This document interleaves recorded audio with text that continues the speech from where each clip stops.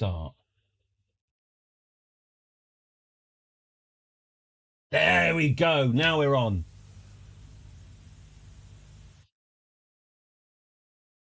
There we go. YouTube, I am so sorry. I am well, how could I best express this? YouTube. Your message failed to send. What? YouTube. A blue for you, Catherine. Blue. Sorry. Catherine, I'm really sorry. I'm so sorry, YouTube. There was a... you've missed nothing. You've missed nothing. If it's laggy for anyone else, please do let me know. I'm all green lights over here. So if it is laggy, please do tell me. Yes, welcome, YouTube. Welcome. I am filled with shame for forgetting you. But you've also missed nothing apart from... babble, so don't feel so bad. And welcome, and I hope you had a lovely weekend. Is an AI laptop a laptop with Windows 11 on it? Because I'm seeing on the World Cup on the advertising hoardings AI laptop, and Windows 11's got Copilot baked into it. So is it just that? Is an AI laptop just a laptop, or am I missing something? Obviously, this is something I could look up, but I just thought, I'll ask other people.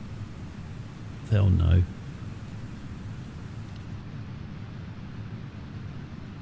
Because, the laptop, the laptop doesn't actually do any processing of the precious AI, does it? It just sort of, sends it off to the data center. Anyway, I assume it is baked into everything, whether you like it or not. Well, yeah, of course. But yeah, I assume an AI laptop is just a laptop. It's not even the equivalent of... Can you at least turn off the AI? Not Gemini and Chromebook Siri on Mac, yeah, and Copilot on Windows.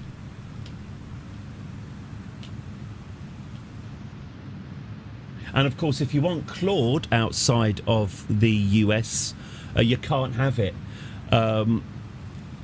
Anywhere but the US is now not allowed to have the latest version of Claude because Anthropic have insufficiently sucked off Donald Trump, and Elon needs all the help he can get. So Siri is local, no data centers. Is it really? But yes, we can't get Anthropic in Europe because they're disloyal to the regime.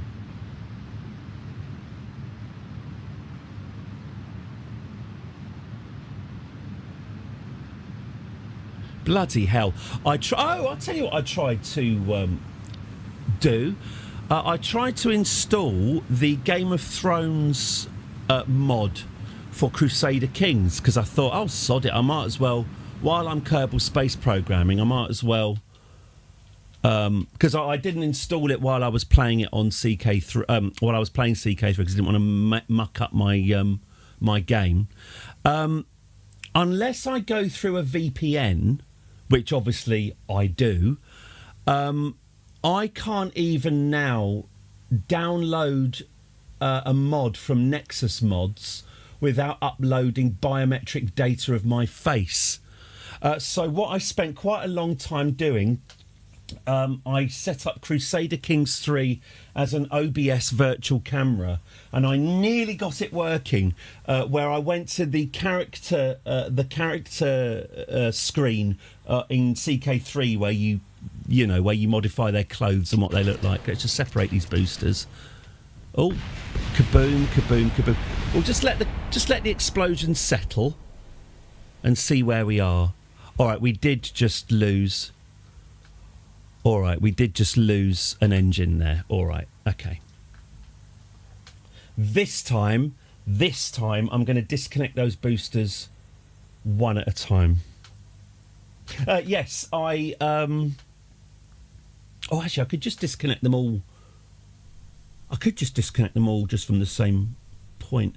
Sorry. Yes. Anyway, yeah, I can't download anything without uploading biometric data of my face. So I've been using OBS and the OBS virtual camera to try and get it to accept Crusader Kings characters as biometric data. Nearly worked. It feels like with a little bit more work, it's possible. I have got Death Stranding installed on this PC. I understand that Norman Reedus in Death Stranding is what all the kids are using to get around the bullshit biometric stuff, because his character model is so detailed. It tricks him. Death Stranding 2 works perfectly. Excellent.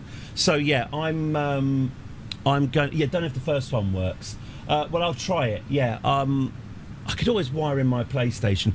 It's not. I mean, obviously, I transmit my face and my real first name onto the internet, onto Amazon's platform, 4 hours a day daily. So it does seem a little bit strange that I'm prissy about giving away my face for identification.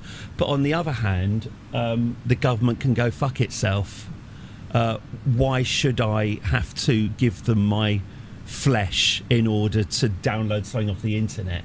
I was on the internet before any of these twats. Sorry about the language.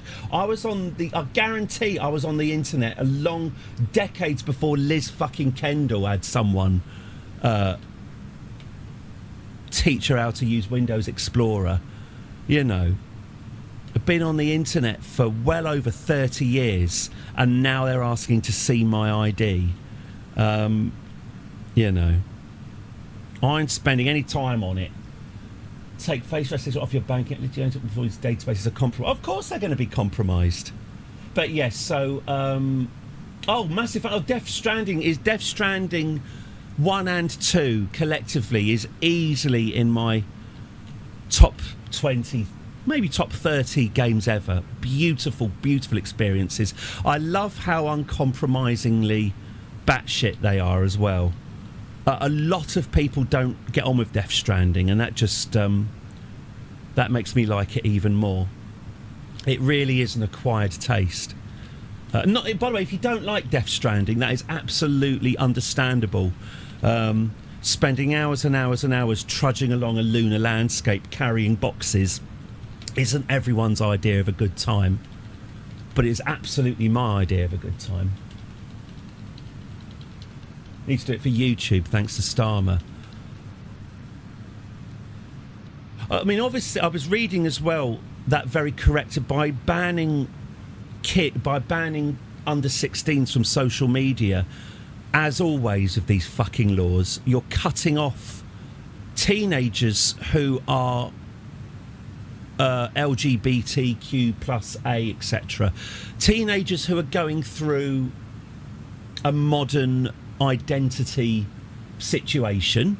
Teenagers who need support that they're not perhaps getting from their parents or their school. Teenagers who feel isolated and alone and weird and could really do with knowing that there are other people like them out there. Reading testimonies of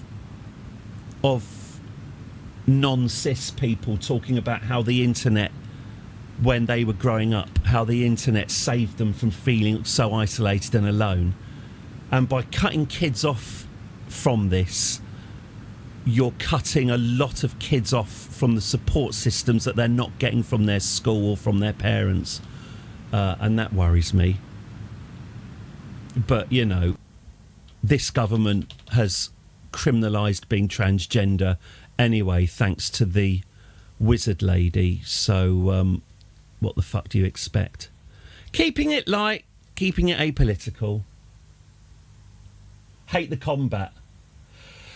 I do agree. I get what you're saying with the combat. The problem is, I do like getting Norman. What's his name? Sam. I like him. I like getting one of those hitting sticks and then getting into a van and then driving at absolutely full pelt into an enemy base, running as many of them over as I can, and then getting out and then just twatting them all with a big stick for about 5 minutes. Very cathartic and a lot of fun. So, you know, I do, you know, I don't hate the combat. Right, I am quick saving this, by the way, because we don't need to launch this again. Let's see if this works. Okay. Let's just disconnect these boosters manually, one at a time.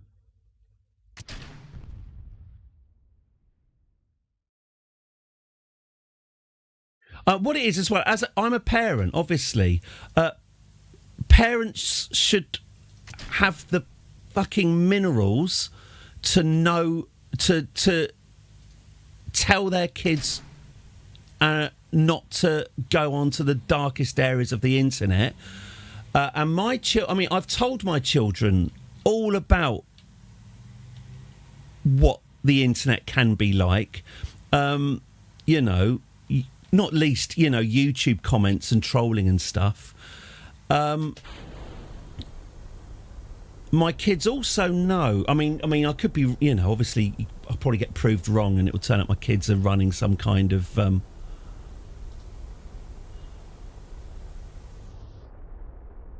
sex worker website. But my kids know that I am the Lord God Almighty of the internet in this house, and were it to please me, I could put all sorts of restrictions on the router if I so wished.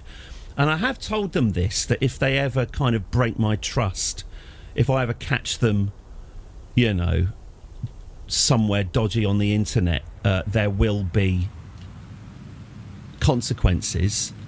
But touch wood, so far, I'm hoping that by explaining to my kids what's on the internet. Oh, I remember my daughter when she was about 10, and I was talking to her about the internet, and she said, "Oh, what's the worst thing then?" I mean, because I said, "Oh, someone might send you something on the internet that you don't like and makes you feel uncomfortable." I remember her saying, "Well, like what?" And I said, "Well, a man might send you a picture of his penis," and my daughter just absolutely. Like absolute horror at the idea that a grown man would send her a picture of his cock. And I said, "Oh, that's vanilla. That's level 1. That's entry level. That is entry level what's on the internet." You know, and I've told them that if you want to I'm a great parent, me. Now, I've told them that if you want to watch someone get brutally decapitated, you can probably watch that. But what I've also told my kids is that if you do look at stuff like that, one, you can never forget it, and it stains your soul. Watching stuff like that puts a permanent stain on your soul. And I've also talked to them about having illegal material literally on your phone. And, you know, about how if you've got illegal material on your phone, then you are responsible. What is it? It's called create. You essentially, by downloading it, you're creating that material. So, I mean, I hope it's worked. But as a parent, and having just given my kids a fairly unvarnished analysis of what the internet is, and been honest with them about the dangers that are out there, I hope that they've got the sense not to have a I'm sure they will. I'm sure my daughter's had a look at Pornhub, you know. My older daughter anyway. I mean, she's 15 years old. I mean, you know, if I'd had Pornhub when I was 15 years old, well, I mean, I'd be blind. I mean, I wouldn't be doing this, because I'd be completely blind and 3 foot tall with the hairiest palms you've ever seen. But this... Well, you've asked me to do it, so I'll do it. Oh, I'm just reading the chat, by the way.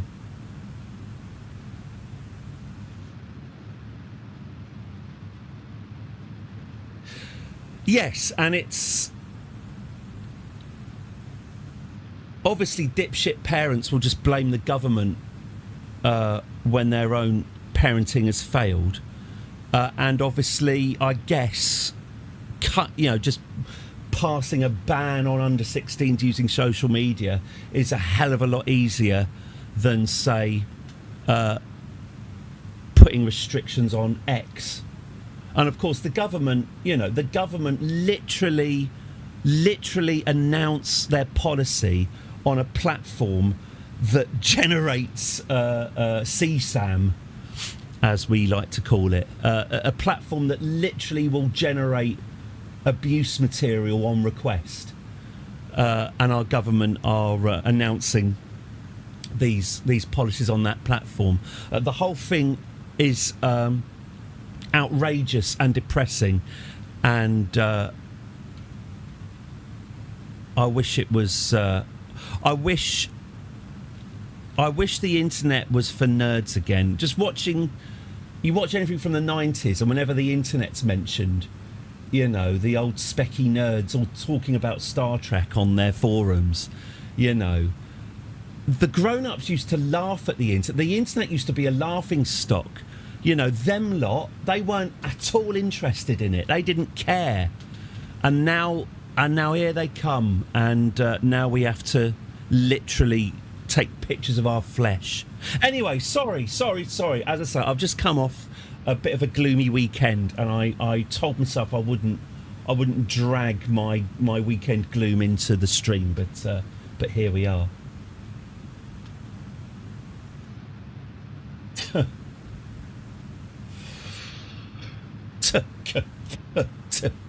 Anyway, I'll let you know how my Death Stranding 1. No, God, no, not the girls. It's the grown. It's if the boomers ruined Facebook, which obviously they did, they've certainly ruined the generation. I mean, let's not lay this all at the hand of the boomers, eh? It's my generation are doing all the damage now.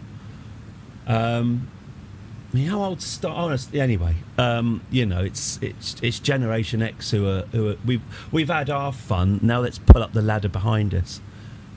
But it's it would be so much better to just educate the entire country about what a cesspit or where the cesspits on the internet are and how best to avoid them. But that would involve upsetting donors, so that's never going to happen. Yeah, like I say, boomers is easy, but it's my generation. I'm right. By the way, I'm right at the very, very end. I'm the last year of Generation X, so it really is my lot that are responsible for this. What's Generation X? Is that 60? It's 68 or something to 80, isn't it? I know it ends on 80. And then millennials at 81. But no, it's my lot. It's my lot.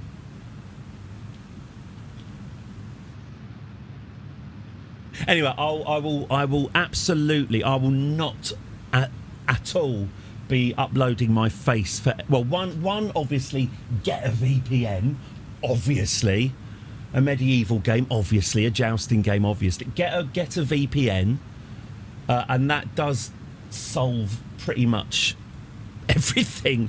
And of course the government the government will almost certainly make noises about banning VPNs, but that will make about as much sense as when David Cameron said he was going to ban encryption. So I'd quite like to see them try to ban VPNs and see how the banking sector reacts to that one.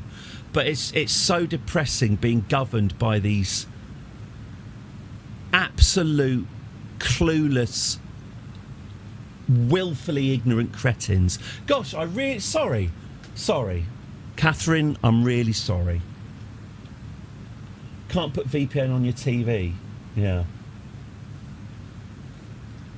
Good point. Oh my God, you're right.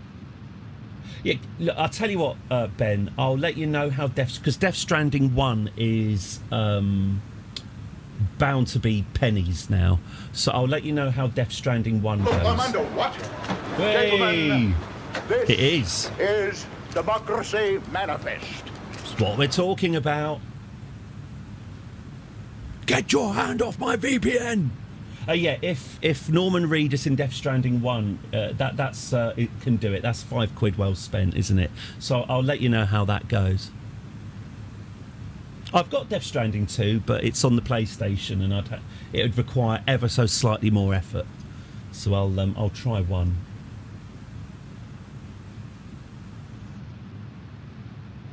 Oh, as always with Kojima, it's like Metal Gear Solid. Oh, there's a moment right at the start of Metal Gear Solid 5 that really made me laugh. If you remember the start of Metal Gear Solid 5, it's astonishingly grim. You wake up in a hospital that then a load of gunmen come into the hospital and slaughter the patients. And Kiefer Sutherland is leading you out of the hospital, and he's in a short hospital gown, and the gunmen come in and open fire, and hang on. The gunmen come in and open fire. This is a terrible orbit, and I'm ashamed of myself. The gunmen come in and open fire, and Kiefer Sutherland's character gets to the floor on all fours, and then the camera, for no reason at all, crash zooms onto his balls. In the middle of this sort of firefight, just all of a sudden, because because Kiefer Sutherland's in a little hospital gown, just a sudden crash zoom into his balls before then zooming out again. And whether or not this is how it happens, but I just imagine someone working on it and Kojima coming behind them and then just going, do a zoom into his balls, and then walking off. And I get that with those Kojima games. It always just feels like he's come to your desk and just told you to do something, and then the programmers said, But you've asked me to do it, so I'll do it. Just these esoteric little moments that don't really mean anything other than Hideo just wanted to see it happen. Controller drift, is that on the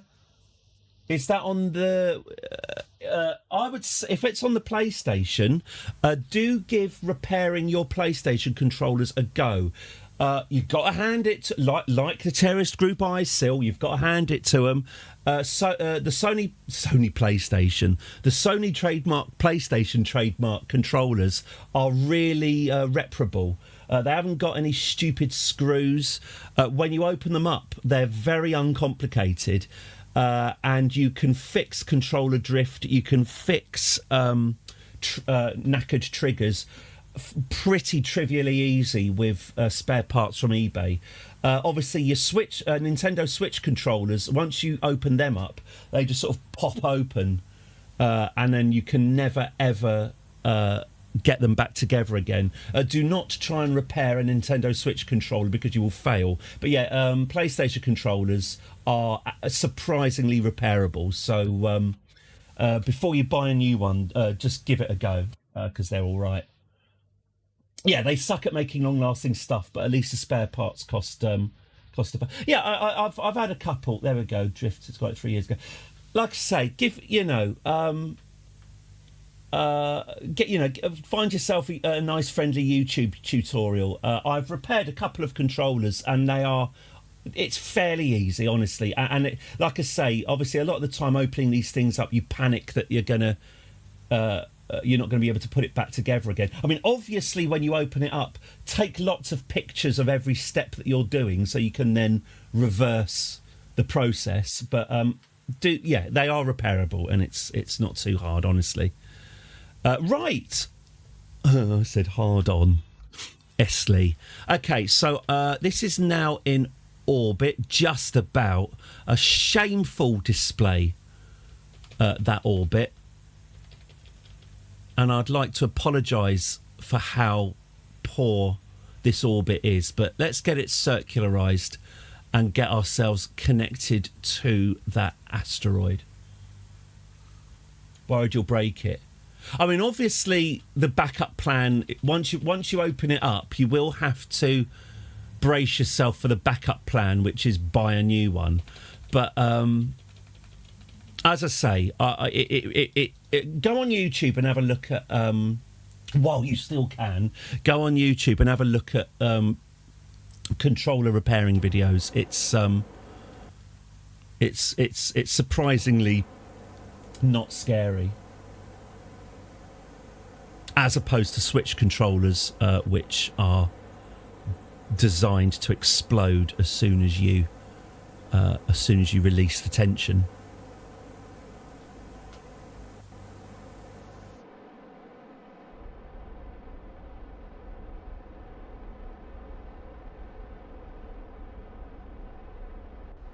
Of course, there are, as much as I love Hideo's little idiosyncratic touches, I'm not wildly happy about playing the game where one of the characters is a hot, big-titted lady dressed in virtually no clothes because she's got a specific Kojima disease where she has to breathe through her tits, and also has to shower her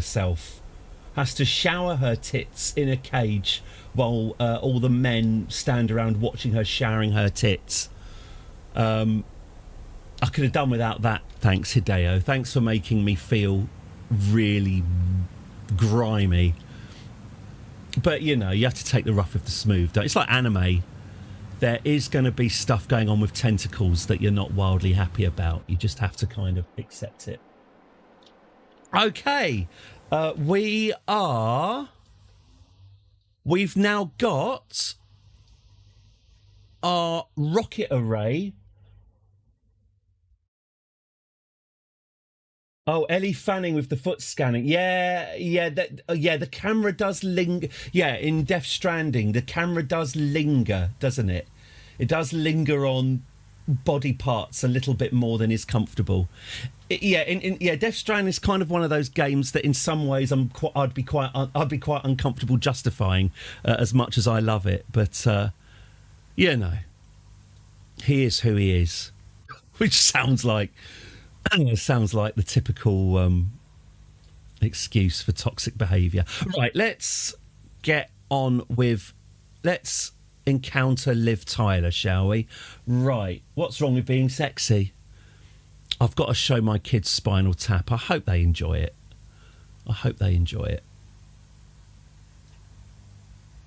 How much more black could this be? None.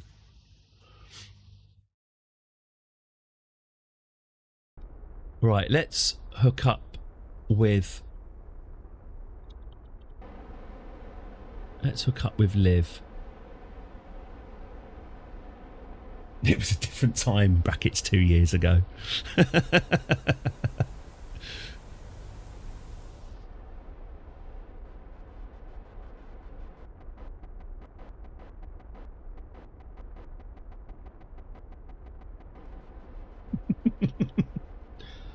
Oh, this is what I was basically talking about to my former colleagues from when I was successful, because they were asking what exactly it is I do on the internet. I am slightly worried that there is a market for my manky old man, middle-aged old man feet stomping in custard. I absolutely 100% would OnlyFans my feet stomping in custard if it meant I made money. Absolutely no compunction about doing that at all. Hand stuff on this channel, yeah. No, I would stomp those cream cakes with my pinkies at the nanosecond I'm offered a sniff of minimum wage. No worries about that at all. Okay.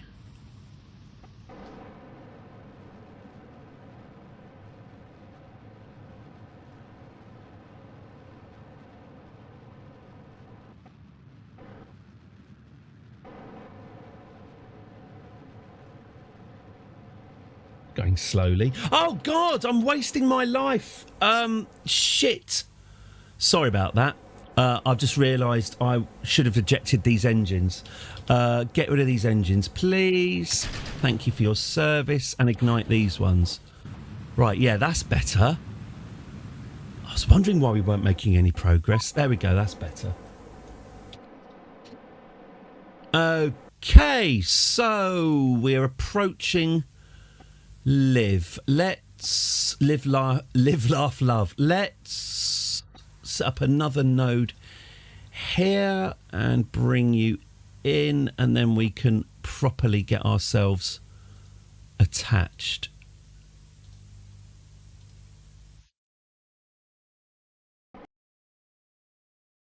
God, yeah, I will happily embrace the foot fetish community if they can just flash some cash at me, and that is a hint. Okay, 9.3, 5.5. Okay, just get this node set up sexily. 9 point. Oh, that'll do, won't it? Okay, let's get this bugger. Let's get this bugger facing our node point. Wow, this is unmaneuverable.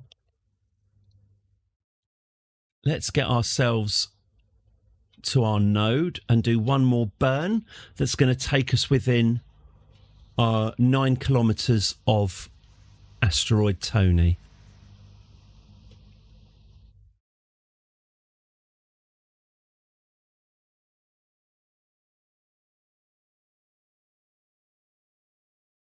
My readings are all green at the moment, so I'll need a consensus about the stream lag before I spend any time on it. Oh, we're out of CurbNet. Oh, shit, I'm out of electricity. Oh, for God's sake. I forgot to turn my solar panels on. Oh, God. Fussy. All right, let's hang on. Oh, it's because I didn't action my solar panels to... I didn't action them to the lights, so they didn't deploy automatically. Okay, let's get the solar panels out for the lads. There we go. Lovely, lovely. Does that increase my electric charge at all?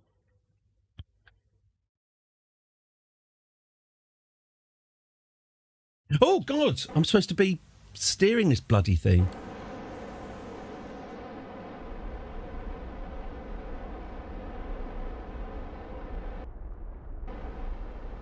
Okay. I'll turn off the infinite electricity cheat in a sec. It's just that time has...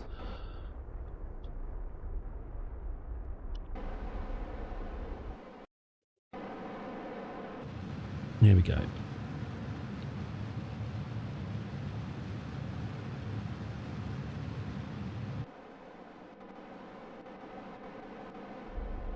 I can't remember. I might not need the infinite electricity cheat to open my solar panels. That might have been fixed. Anyway, let's turn infinite electricity back off again so that we're on the straight and now. What's the little infinite electricity between friends? Thank you for your understanding. So it's off now. It's off now. Okay. And what's turning off CurbNet as well? That's another good one. Right. So we are approaching the Liv Tyler. Let's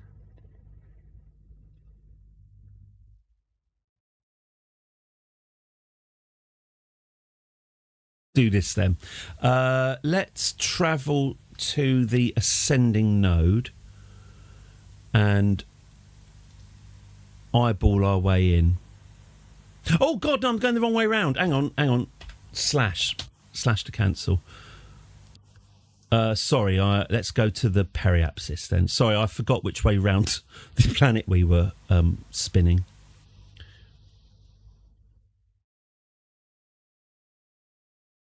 try not to hit our precious space station with an asteroid.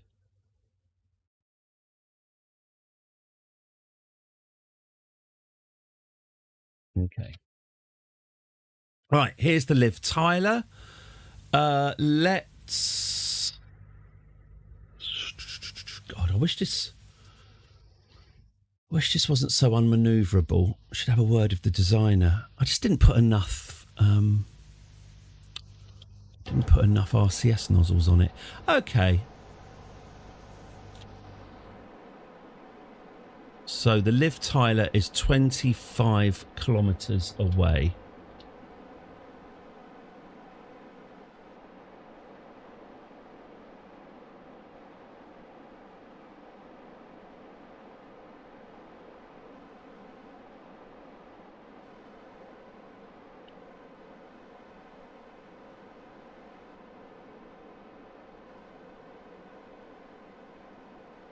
Oh, Qatar! The Qatar game. That's the one I really enjoyed. That was great. That was my favourite game over the weekend. That was a delight.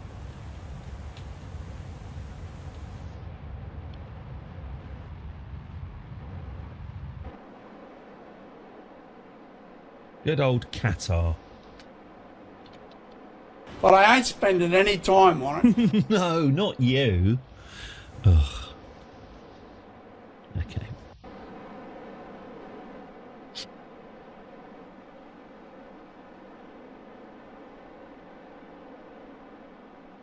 I mean, you know. Is this the asteroid relocator? It absolutely is, Leaf, yes. Over the weekend... I had to very, very gently, using 1/4 Bob Qatar, his Islamic fundamentalist doppelganger. I very gently coaxed the asteroid into a nice low orbit over the weekend. The Liv Tyler ship is off balance, so I had to do the whole thing on slightly less than quarter power, which took about an hour of actual real time. So I've spared the stream. I've spared you that, at least.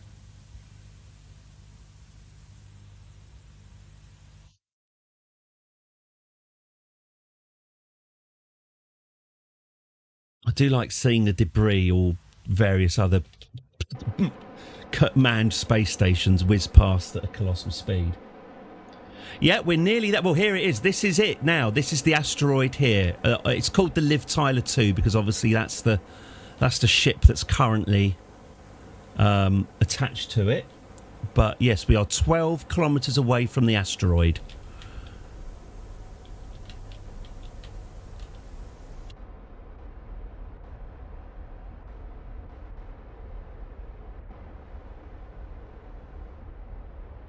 Okay.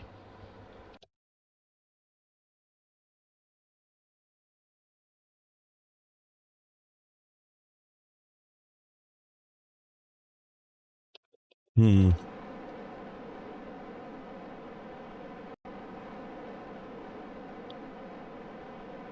.8 kilometres. God, I'm not doing a great job on this either. My skills are slightly off today. Slightly subpar piloting.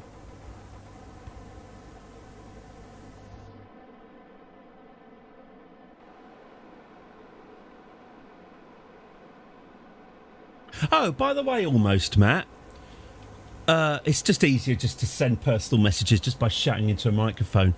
If you're around at about 3:30, I'm going to try and sort out the formatting again, but you'll get another code sent to you. If you're around then, let me know and I'll get on with that. And I'll leave it to everyone else to try and use your imaginations as to what very, very exciting thing we're talking about. Because whatever it is you think it is, it's much more dull. cool. Yeah, I'm getting on my Mac. It looks absolutely fine, but on the PC it looks like shit. So that probably means it's perfectly fixable. It'll be just some cache cookie bollocks. Good. Is this the bomb we're not supposed to talk about? We can talk about it, but it's fine. Anyway. Oh yeah, yes. Yeah, I'll sort that out after my post-stream walk. Oh God, I told you I finished Sphere. I'm now reading, but I think I might be about to just a joke. They fancy, yeah. Would you? Yes. No. Yes. I'm trying to read Stephen King, The Dark Tower, Book 1, The Gunslinger. I'll be honest with you, and at the risk of overusing this, But I ain't spending any time on it. I'm finding it all a little bit too bloody metaphorical for my liking. I'm not feeling like I've got my teeth into the characters or the plot at all.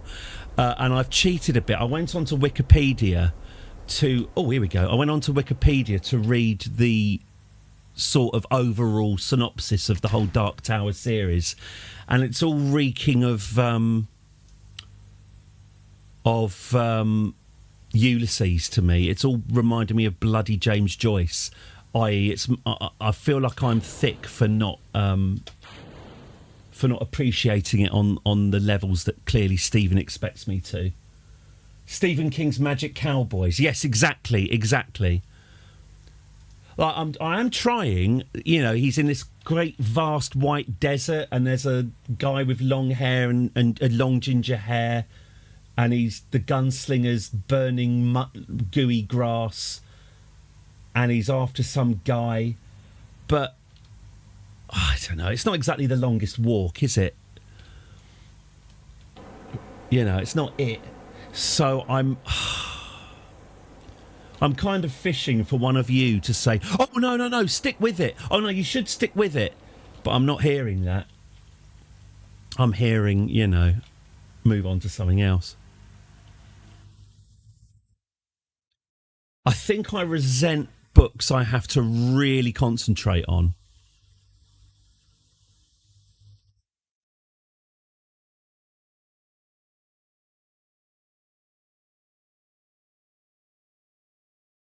Again, maybe it's a bit like Witcher or Stellaris.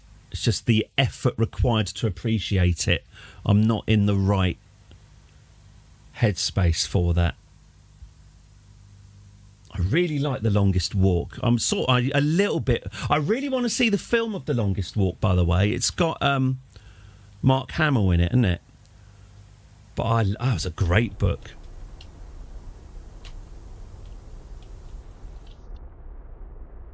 That's the one where 100 men have to walk, and if you drop your speed below a certain threshold, you get shot, and the winner is the last one not to get shot.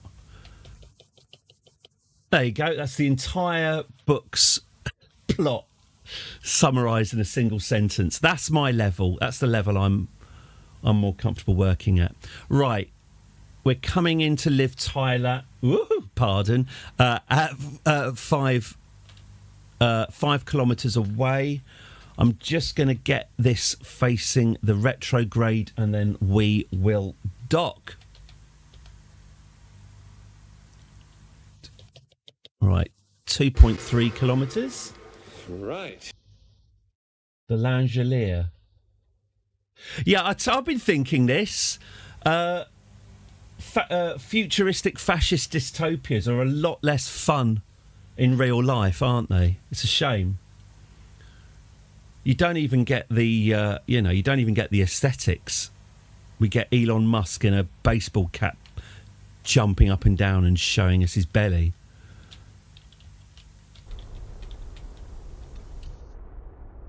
Where are my Star Destroyers? remember TIE fighters? The Langoliers. I'll have a look at that then. Apparently there was a book of the Black Tower, but it's got like 4 on Rotten Tomatoes or something.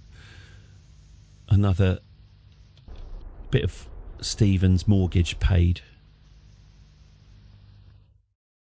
Okay, so we're 1.4 kilometres away from the asteroid and closing.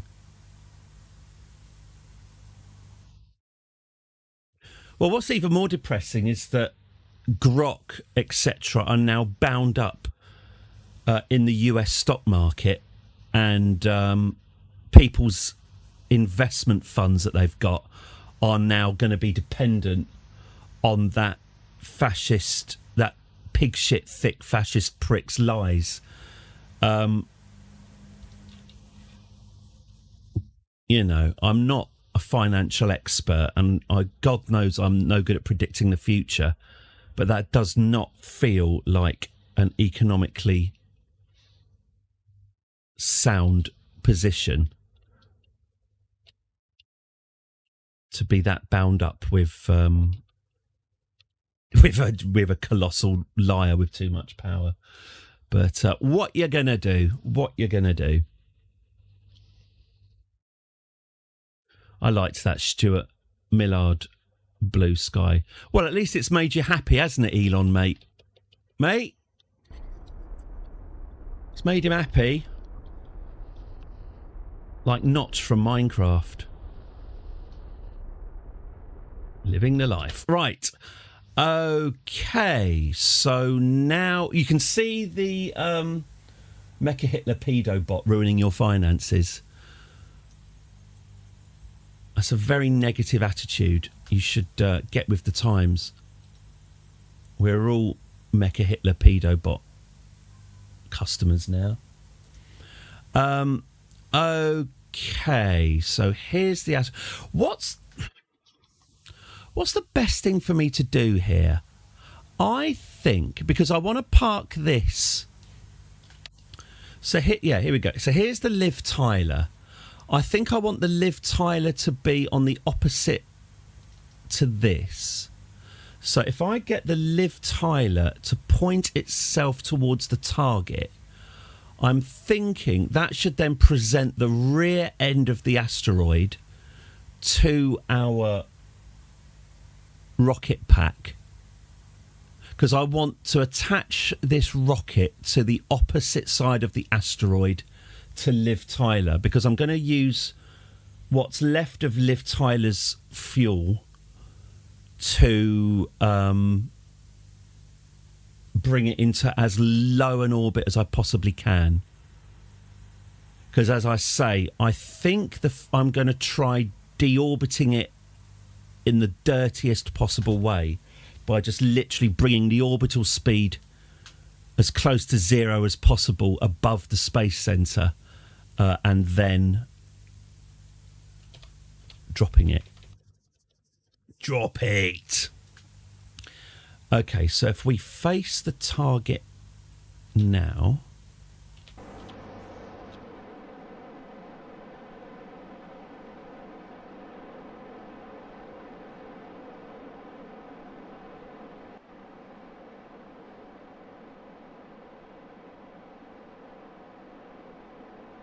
Okay, and let's come in and grab it.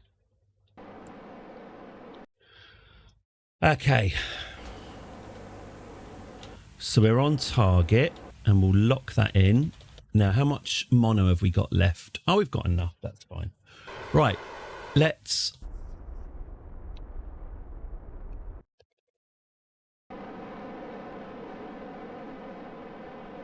Let's grab this asteroid then. So let's enable the claw. Let's aim the camera at the claw. Here we go. So.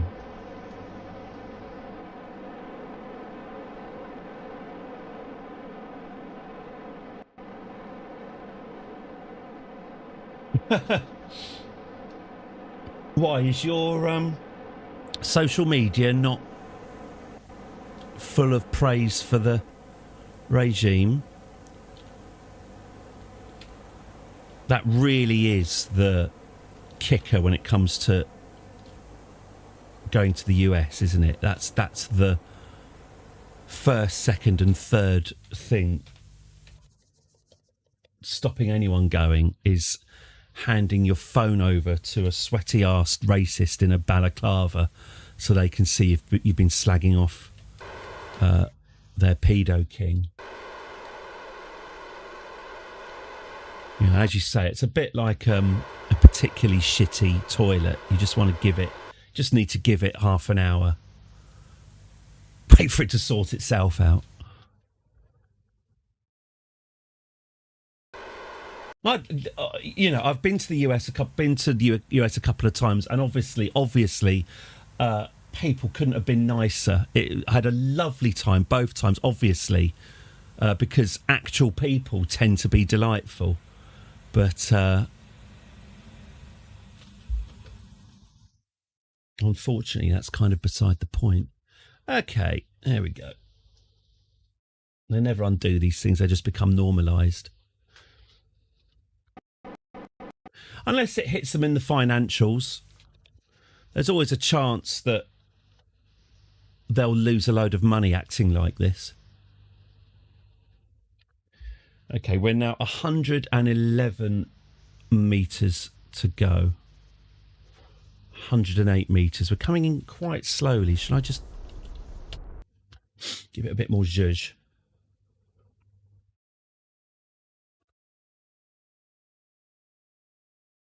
Okay. What's our braking like? Oh, our braking's terrible. Oh, okay. I was going to dismantle child protections on social media. Well, no.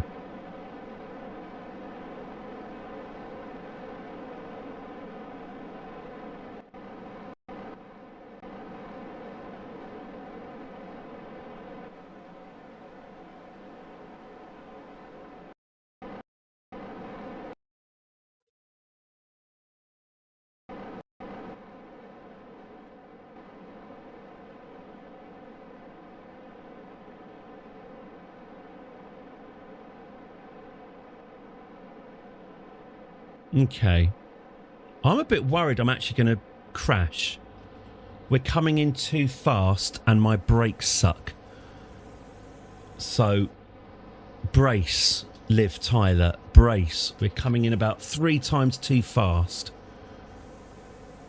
Brace, brace, brace. 1.2. I've still got the brakes slammed on.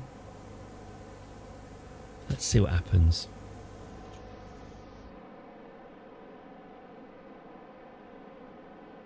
And there we go. Lovely. Oh, it's not quite. Oh, this is going to be such a sod.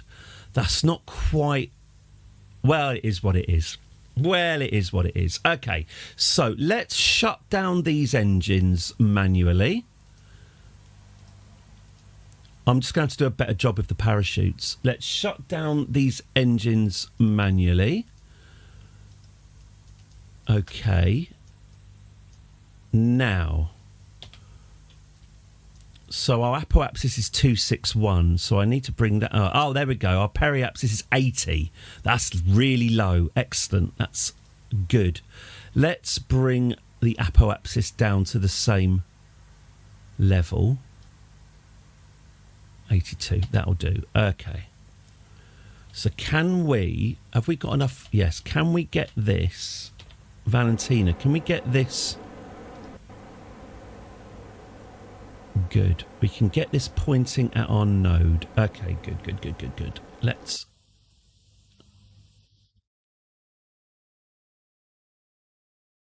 get to the node and then get this as basically 70,000 metres is the top of the atmosphere. So 80 is about as close as you can get before it really, it's the minimum acceptable orbit, really. 100's better, but as I say, I'm a bit worried about landing this thing. It might be that being higher up's better because it will give us more time to deorbit. Let's find out. Let's find out. Kirby and Bastard Bacon are having a good time.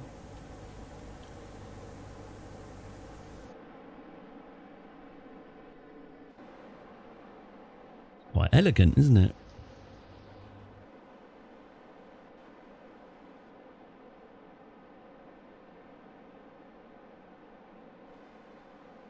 Do do do do do do do do do do do do do dun do dun. Bum bum bum bum bum bum bum bum bum bum bum bum bum bum bum. Right. So apoapsis is 260. Let's bring that down. Oh, that's bendy. Okay, straighten up. Oh my God, this is unstable. Okay, straighten up. Okay, this is why. Oh, and I'm going. Oh, I'm facing the wrong way. Oh, for God's sake, hang on. Control from. Okay, control from here.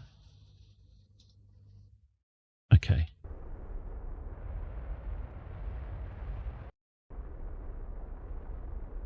Okay, all right, fine. Control from... Okay. I might reload. Or will I? No. Don't reload. Just do this. Just... That's it. Just face the other bloody way. Wow, this is... flexible.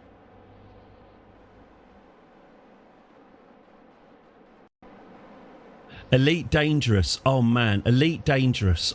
Something really... upsetting and troubling happened to me on Elite Dangerous. Let me tell you about my time with Elite Dangerous.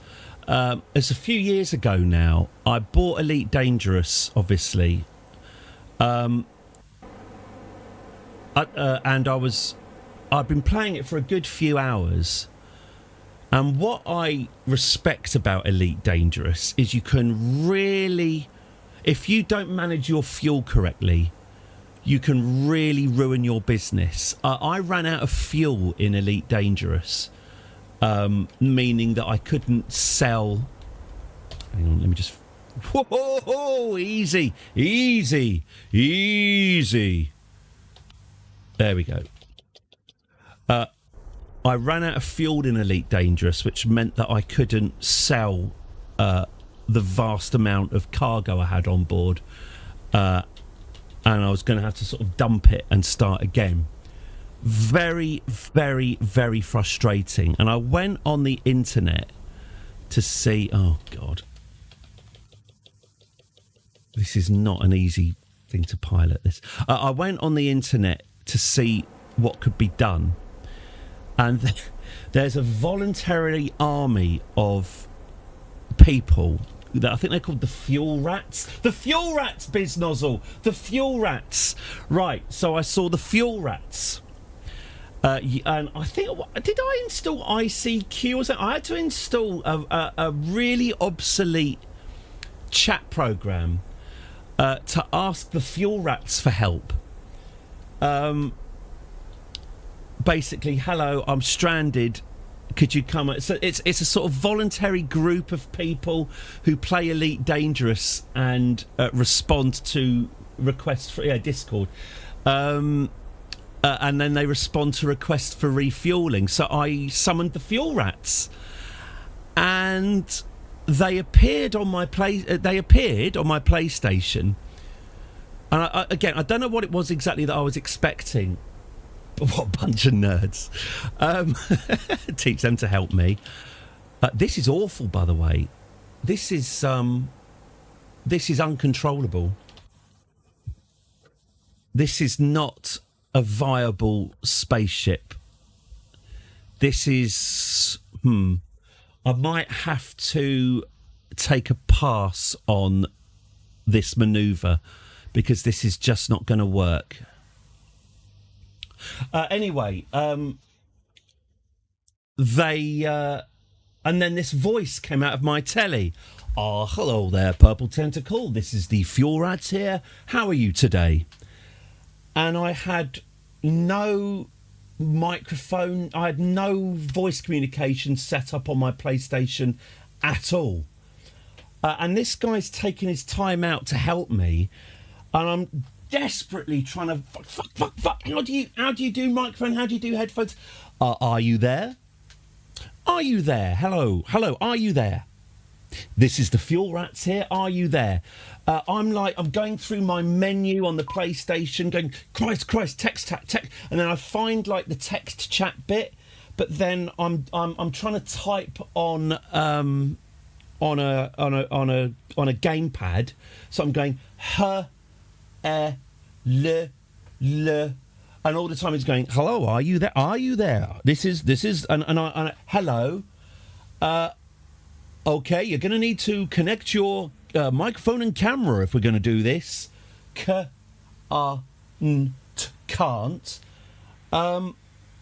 It was just excruciating. Okay, I guess we're having some communication problems. I'm just going to hook up. If you could just very gently pull up to my ship and I'll refuel you. So obviously I then hit full throttle. Wallop. I rammed him. So he's like spent time. He called him straight away. He just came to help me. Absolutely. He's come to help me, and I then just ram my ship at full speed into him. Jesus Christ! Okay, you're going to have to call your jets there, mister, or there's going to be discipline. Just mortifying. In the end, the guy did refuel my ship. And I did manage to just send a text thing that just said TY. But it was an awkward and shameful...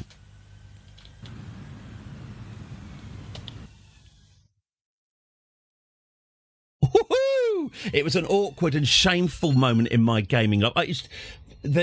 What are we doing with this massive rock? We're trying to... Woohoo! That is bendy, isn't it? We're trying to land it. But I think, I think having these two ships attached at the same time isn't working. A friendly voice coming out of my telly that I was unable to answer was just a nightmare. And so I never played Elite Dangerous again. I was so rattled by my failure to communicate with a nice, friendly stranger. I just basically let him refuel me, turned the game off, and just sort of ran into another room and curled up in a ball, trying to forget what happened.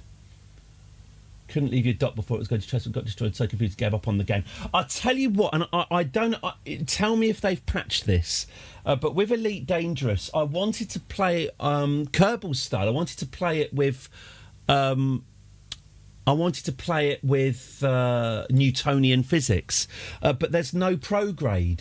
There's no prograde retrograde indicator, so you're rotating and you're puffing around. You know, obviously, you're going in one direction and you rotate your craft, but you're still going in that direction. It's just that your nose is pointing in a different direction. But yeah, they have Newtonian physics, but they didn't have this stuff. There's no nav ball. So the Newtonian physical way of moving around it was basically impossible without a decent HUD. So I don't know. Again, if you're into Elite Dangerous, then good for you. But I found it far too stressful on too many levels. Big crap plastic toy will come out. Yes, Scrooge McDuck. Hopefully, I always wanted a Scrooge McDuck Kinder toy and never got one. And that's why I'm going to pivot to the hard right. Okay, so let's get Parachute, what's his face, meeting up, shall we? There's Parachute Brian. Okay, so now I'm going to attach parachutes to this rock, and we'll detach Liv Tyler, and we will see if we can land it. So here's Parachute Brian, as this module is known. Let's target Liv Tyler. Okay. Good.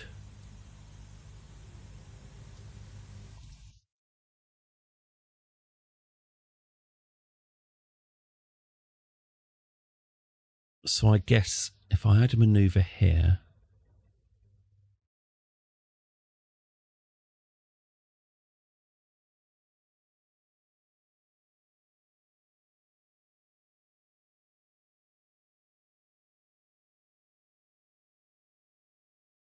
Yeah, that'll do.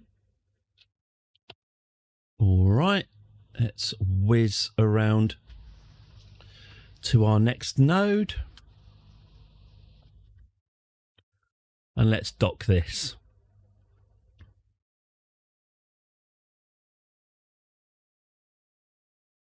So this is going to be very, very tricky. I'm hoping to get the parachutes, or aiming to get the parachutes sort of at the exact opposite side to where the other one's connected. Maybe I should just disconnect the whole bloody lot and do it again. That might be an idea. Anyway, right. Let's get this sorted before I think about that. All right. Okay, let's drag this to the... No, let's speed up time. All right, 10 seconds.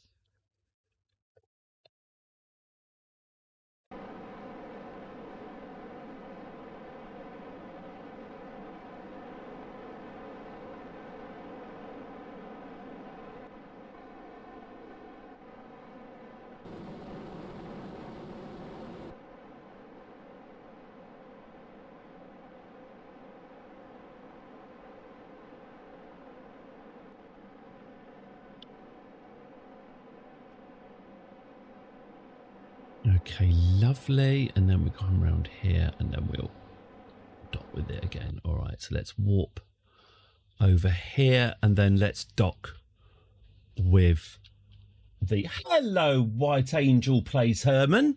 Or Herman. I hope you're very, very well. Hope you're good today. We are trying to land an asteroid. Trying being the operative word. Okay. Let's have a look at where we I'm escaping to the one it is the place one that place. hasn't been corrupted by capitalism. Yeah, no faulting that logic. Space!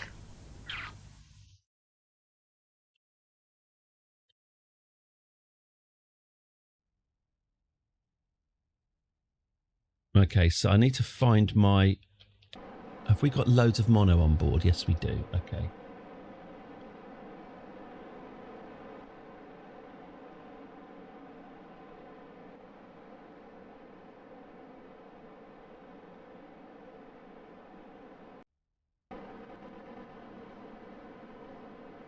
Oh, I see. I getcha. I getcha. Okay. So, if I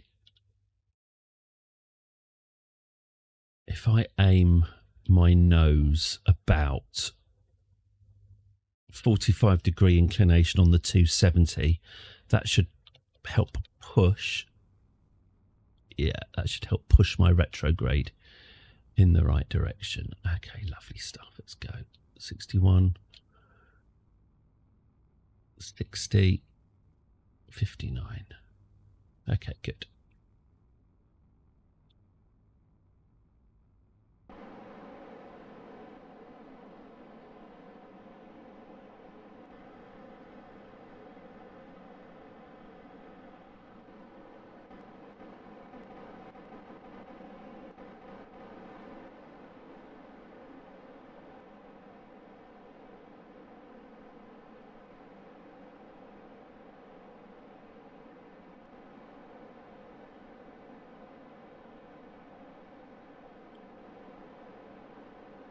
Okay, 40 kilometers until interception.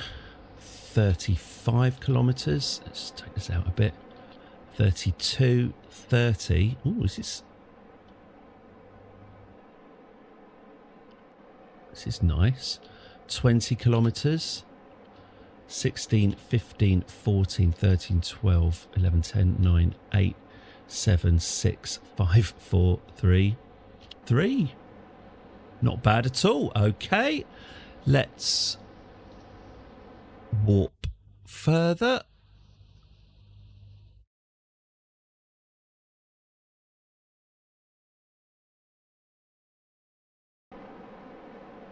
Okay.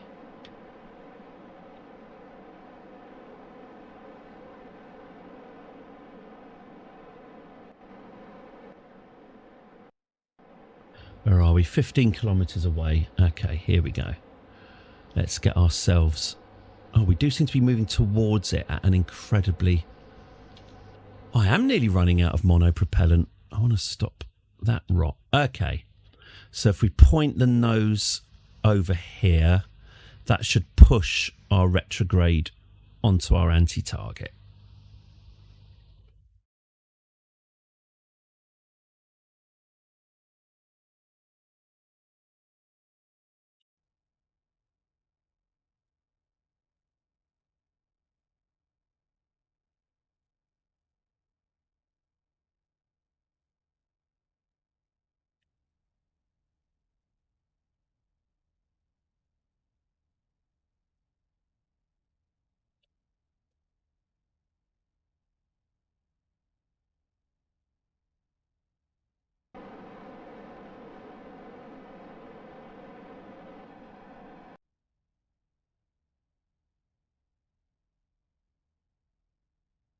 Okay.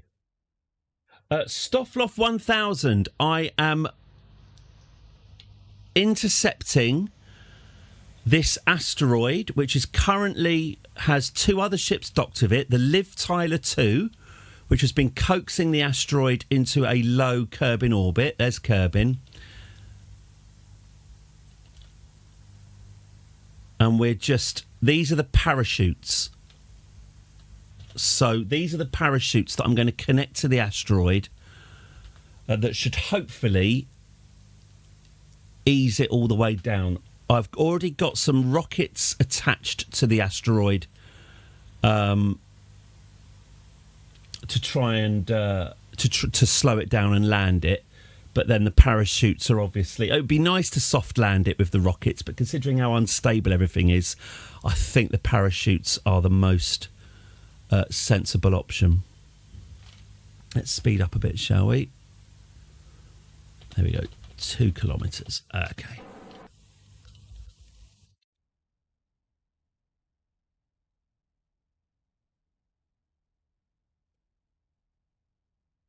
Don't these things get despawned? No, they hang around. When the asteroid lands, it sticks around. It becomes an object on the floor for future generations to marvel at and wonder how on earth we managed to do it in the first place. Well, the answer to that is with moderate difficulty.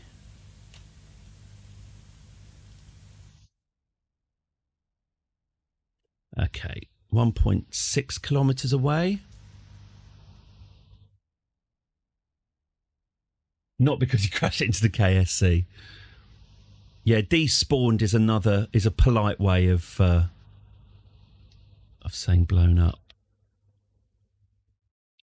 Okay, so let's get retro, shall we? 1.4. 1.3.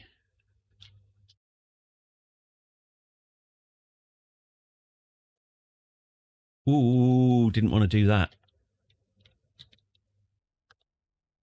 Okay. Okay.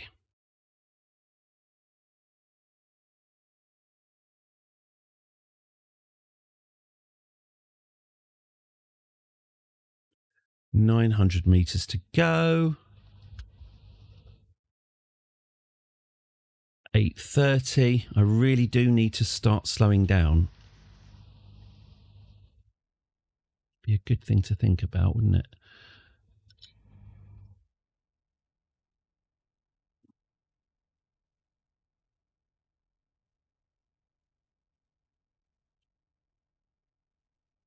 I just got quite a fun notification on my phone. My TeamViewer account from the job I had 16 months ago has just been cancelled. Have they been paying for that this whole time? Good. Well, hey!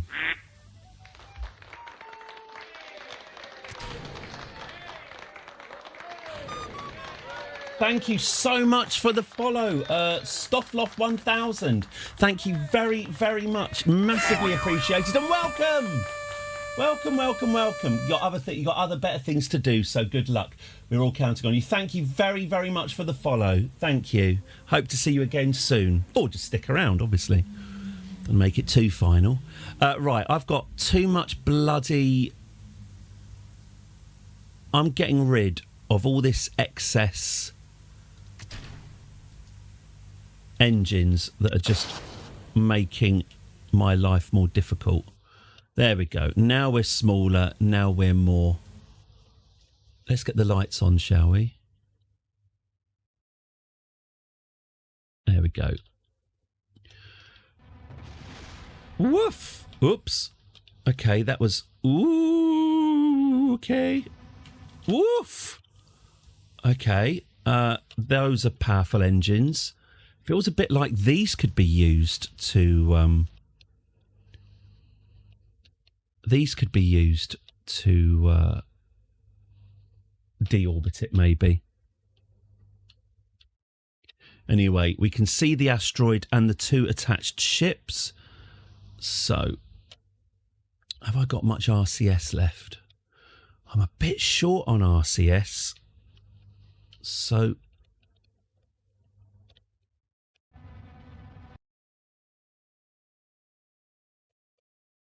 try and use my engines.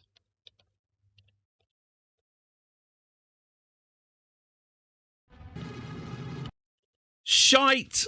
I hit full speed. Terrible, terrible, terrible. I hit full throttle by accident and now we've gone all the way past them. Arse. Oh my God. Oh my God. There we go. Whee! There they go into the distance. Nightmare. That's what happens when you hit the wrong key. Whizzed right past them. Okay. Let's get back on target. Okay. That's fine. That's fine. Just a small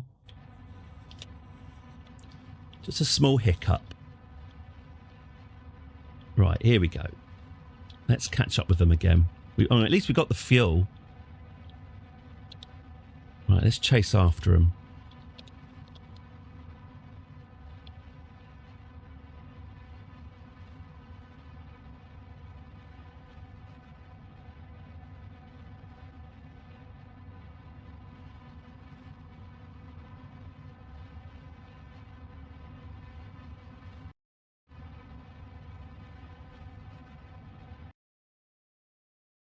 Okay.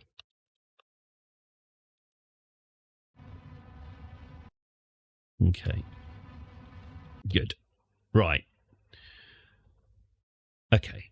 So 2.4 kilometres away again. But we do seem to be right on target. So let's face retrograde and let's just brake at the last minute.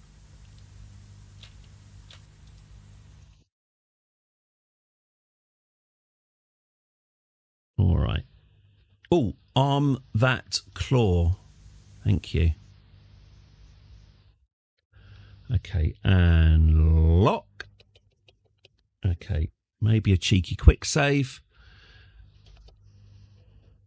1.876543 1,900, 800, 700, 600 metres. Okay. Let's slow this bugger down then.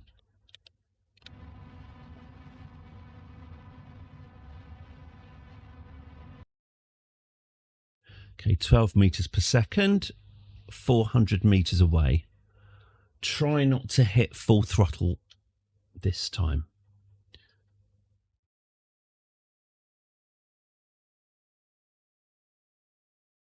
Hello, Raider Blitz. Can I do it again? Well, hopefully, yeah. Okay. Here we are. Getting closer and closer.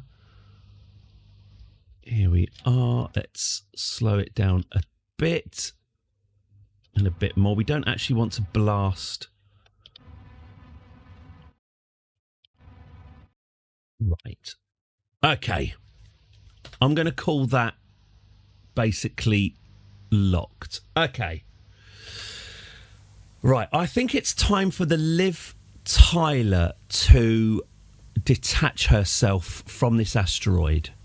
So, Liv, you detach. That's it. Disarm. Is that right? No, release. That's it. Release. Right. So, the Liv Tyler is now released from the asteroid.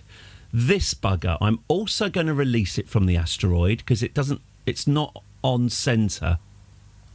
Let's try and get this release. Let's try and get this target the centre of mass. Okay.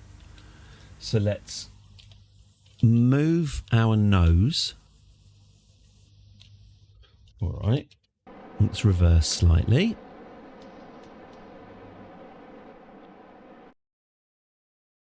Actually, that's not bad at all. So let's reverse slightly. Move our nose so it's pointing towards the centre of mass. Oh! Sorry about that. Did you know? Sorry about that. Did you know you can change that? Subscribers can do !scene. A message Whoa. for the best possible supporters in the world. Sorry about that. Sorry. Yes, you can, if you're a subscriber, this does happen. You can do !scene and that will force it to go back to the game. I must have been doing that camera broadcast for ages. Gosh, how unprofessional. Oh, well, it's been like an audio commentary. You know, you've been using the power of your imaginations. Sorry about that. Okay, well, we're back. Well, this is what you've missed. So now let's get this attached to the centre of mass.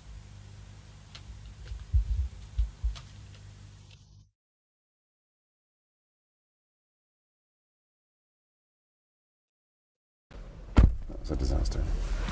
Should never have put me with that woman. Whose idea was that? Steve, I think. That's Sue, I think. Yeah. They're just ridiculous. Okay. Oh, are we out? Oh no. Are we out of mono? We're out of monopropellant. Oh, shit. That's terrible news. And I've just hit full speed. Oh, my God. And it's going to crash into the asteroid. Way! Boing. Oh, has it yeeted the asteroid into... Liv... Whoa, hey! There it goes. Smash the asteroid into the Liv Tyler. And off it goes into deep space. Now, that's a disaster. That's a disaster. Awesome.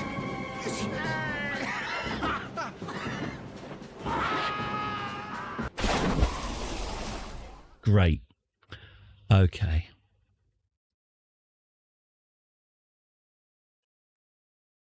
What I need to do is I need to get the RCS mono out of Liv Tyler into the rocket ship. Okay. Okay, fine.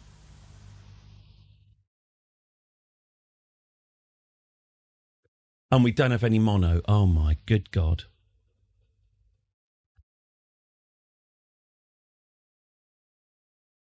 Target the centre of mass. Okay. So am I going to have to grab onto this asteroid only using my rockets? Okay. Let's disable these. Oh. Hang on. Are these engines actually... Oh. So some of these engines were actually on. Okay, fine. So let's try very slowly to grab on.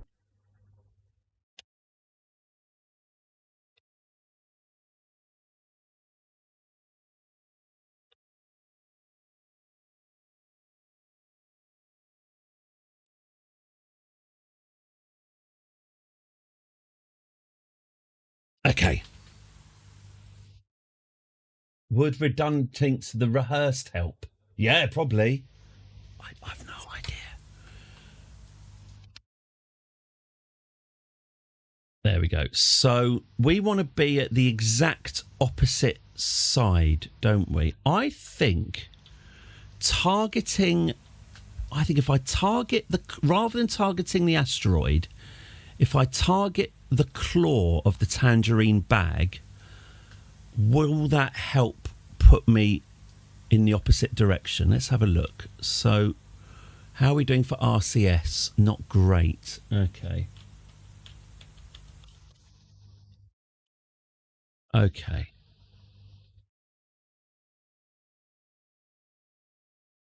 Is Liv about to crash into the asteroid? Does look a bit like she is, doesn't it?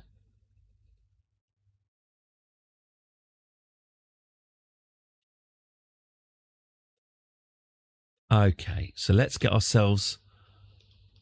nose locked on the target. Oh, are we heading towards this? Oh, we are heading towards it quite fast, aren't we? Right, let's get the nose locked on the target. Let's get our RCS involved.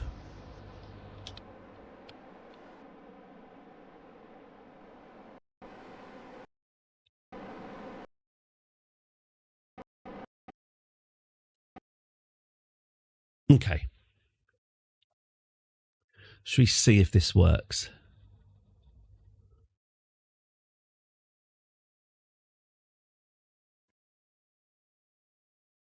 Still got a little bit of monopropellant left, so that's quite good. Okay.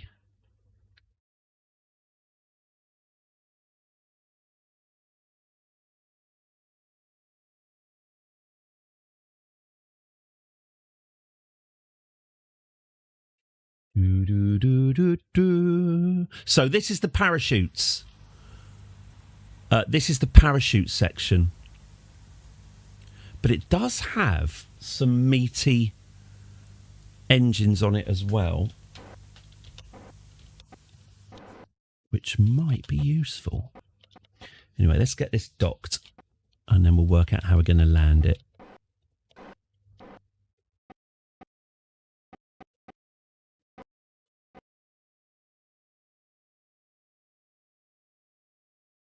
And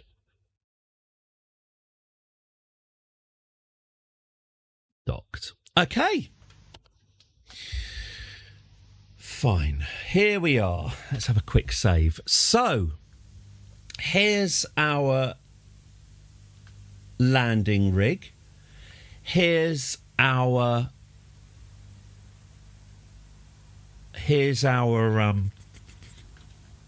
parachutes. Okay. Now, where's the space center? Yes, it does, doesn't it? Okay. There's our periapsis. So, how quickly can I get this out of orbit is the question, I guess. If I do that.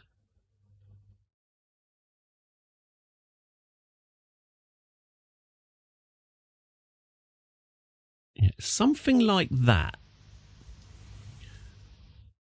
Well, maybe not. Maybe just like here and just thrash the arse out of the engines and just get this whole thing deorbited. Like there. Something like that might be a good idea. Possibly. Right. Now, I would love to do this on the first attempt. Let's be optimistic and say, yes, we can. Okay. So here's Kerbin beneath us. A beautiful... Oh, God! I'm an idiot. I'm going the wrong way round the planet, aren't I? So I need to put it here. That's it. I need to put it here. No, maybe, yeah, here. Here-ish. Yeah, all right, fine. Let's do that. Okay, should we warp? Let's warp. Let's whiz around the planet. Whee! Round we go, round we go, round we go. Let's bring this in. 6, 5, 4, 3, 2, 1. Okay. All right, lovely. So how far off are we? Start the burning. Oh, no, we don't want to start the burn in 2 minutes. In fact, don't we just want to start the burn now? Let's start the burn now. Let's do it. Activate. Oh, Christ. Oh, hang on. I haven't sorted any. Oh, man. Let's go now. Way! Woohoo! All right, that didn't work. Woohoo! Sod it.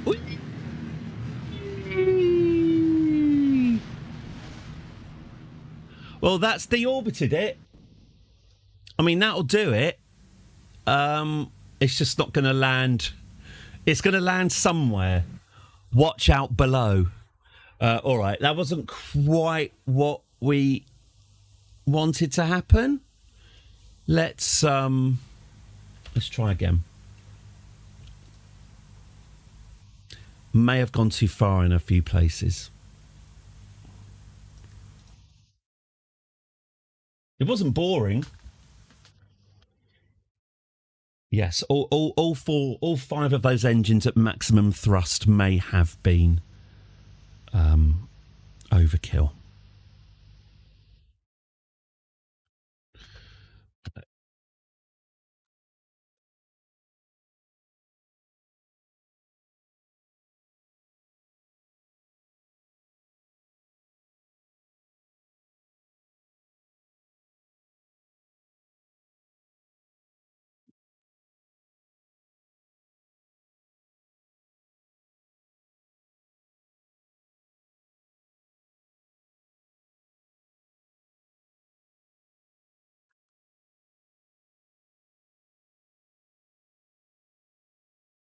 Right.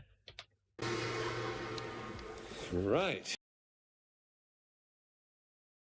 So what am I going to do? Am I going to shut down that engine, point this retrograde? How are we doing for mono? We really don't have very much.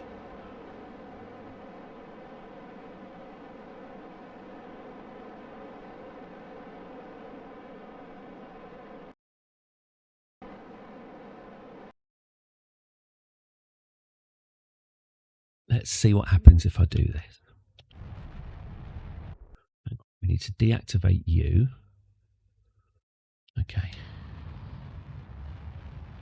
Let's just bring this down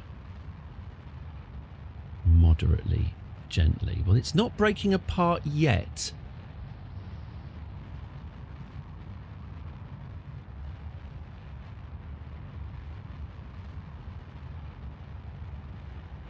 Although I was just facing the wrong way. So, well, we'll let it sort itself out. Yeah, go retro. That's it. That's it.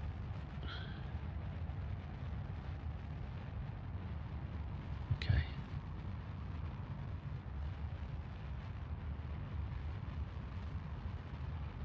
Okay. Now, what we don't want to do is land this in the sea. Obviously, we're aiming for the space center, but at least if it lands on the land near it, we might be able to sort of roll it where we want it to go.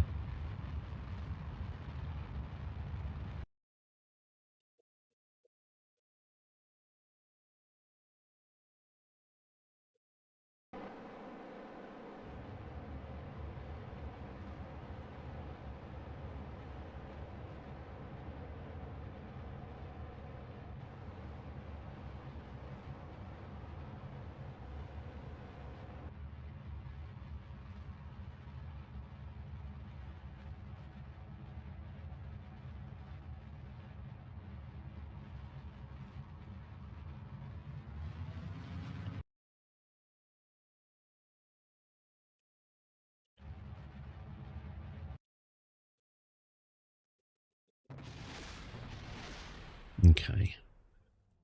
Well, I'm not that sad that that's blown up, if I'm honest with you. I think that was going to happen.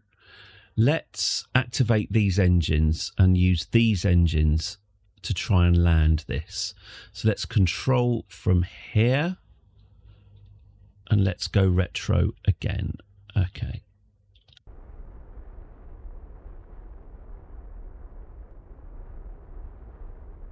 Okay.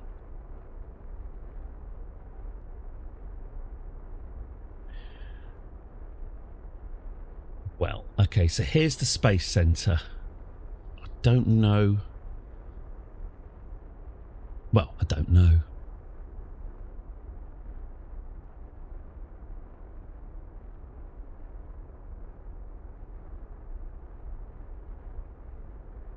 Okay, that is more stable, isn't it? That is wobbling around a lot less than I thought. Okay.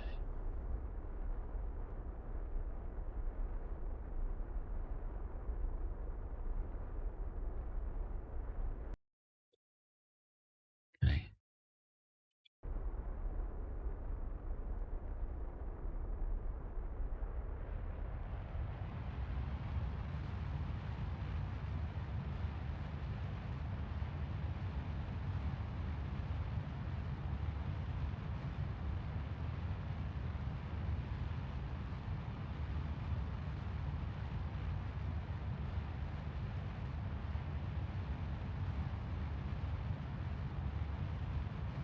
Okay.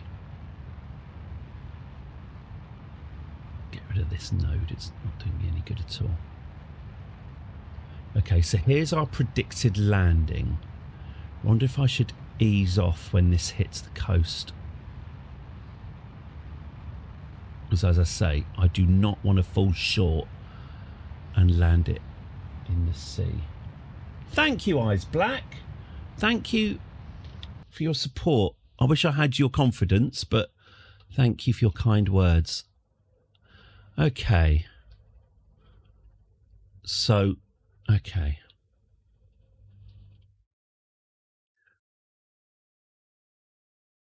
Oh, I'm going to dump these engines because they're asymmetrical. Okay.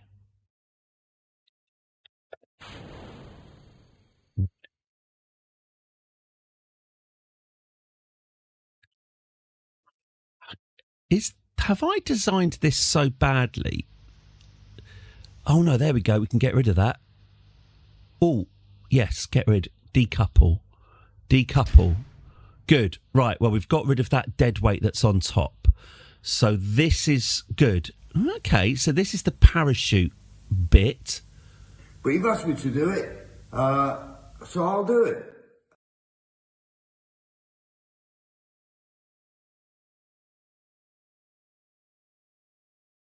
Okay. Well, down we come. Where's the Space Center?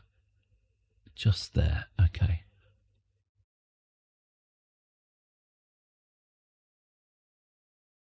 Let's bring this down then.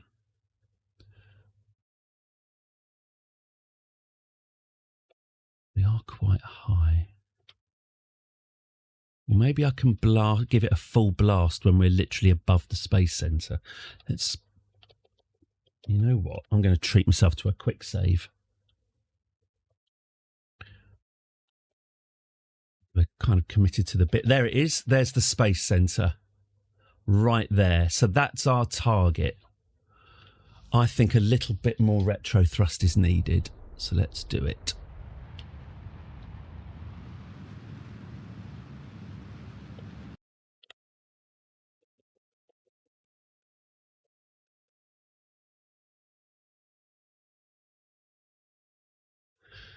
Okay.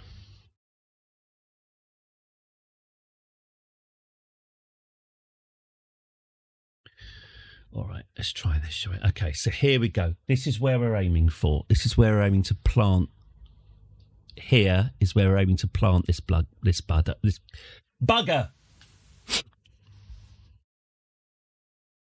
This bloody bugger. Ooh, bit of debris heading our way at astonishing speed. Hopefully that won't hit us. Okay.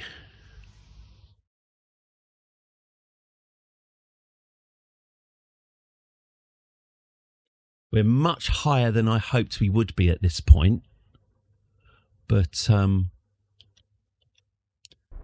be it.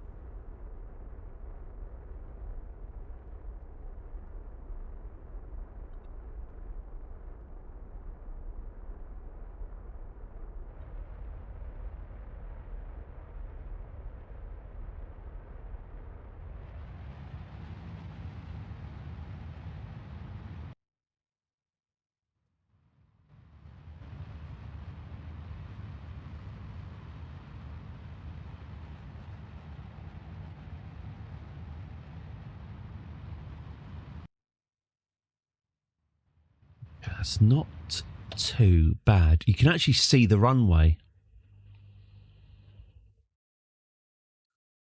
I'm excited.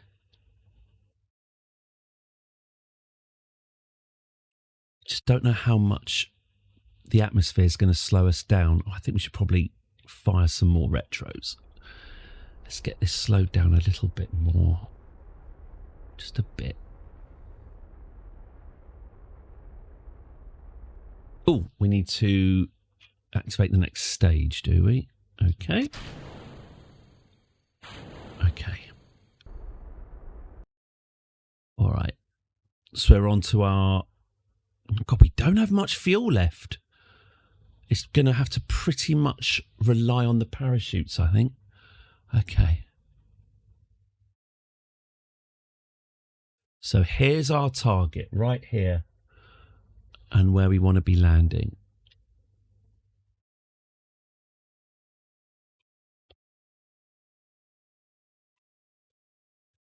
Let's fire a bit more, shall we?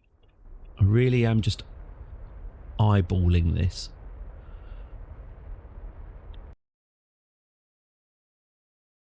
Okay.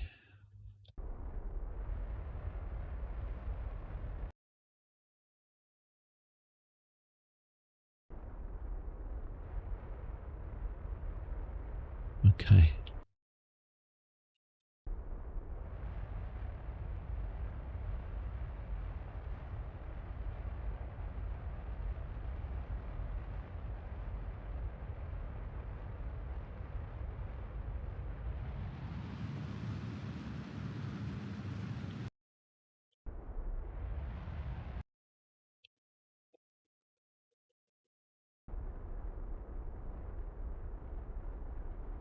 I think we're overhead now. Yeah, I think I've overshot it. If you don't mind, this has been a very interesting little experiment, but I think I now know I need to be more aggressive with the retros. So I'm just going to reload.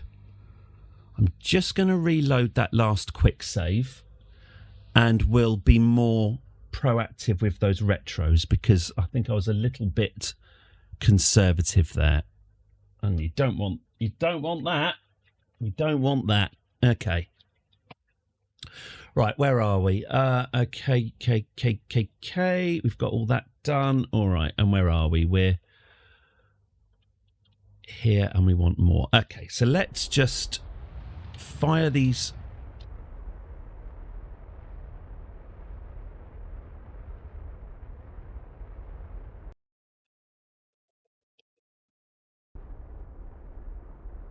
Let's get this blue line.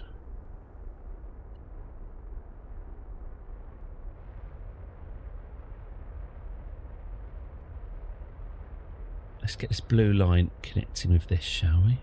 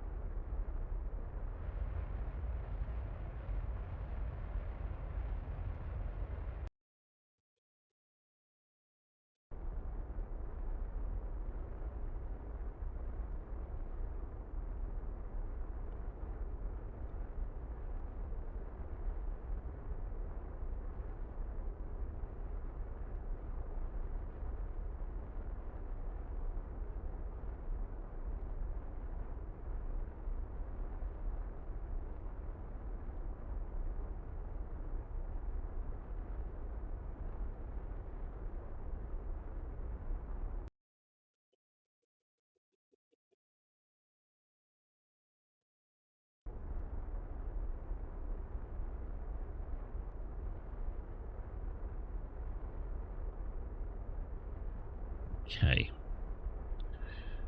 Just easing it back to the retrograde now.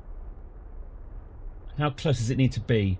Well, 70,000 metres is the top of the atmosphere. And then hopefully we can start getting slower. This is quite good.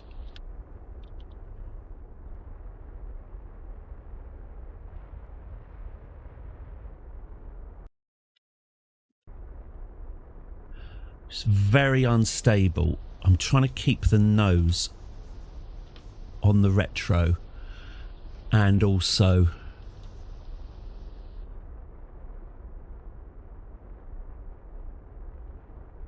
keep it straight. Okay. All right. So this is where we're going.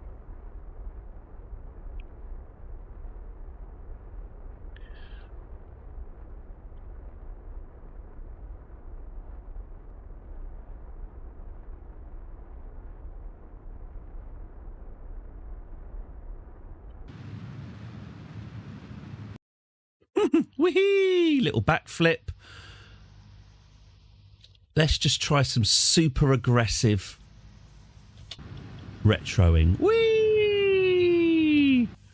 Yeah, get a bit of momentum on this. Come on then. Come on. And whee! Beautiful. Yeah, this is how to do it. Here's the winning formula. Anthony, people will always need plates. And we can stop it spinning just before we get into the atmosphere.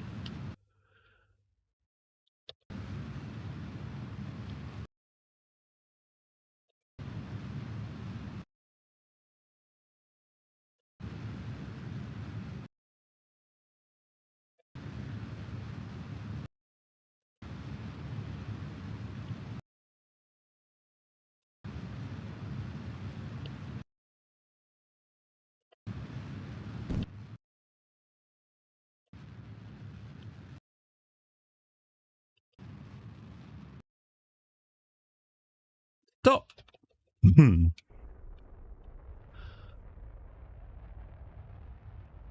Okay. I think we're coming in for a land now. I think we're going to be a bit too far west. Oh, let's dump those engines. All right, we're down to our last engine. And have we overflown?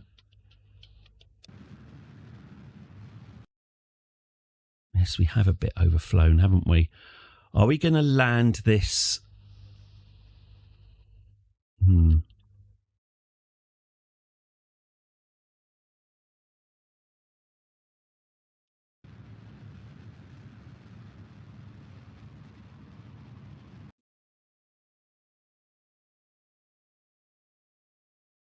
It's going to need transporting, I think.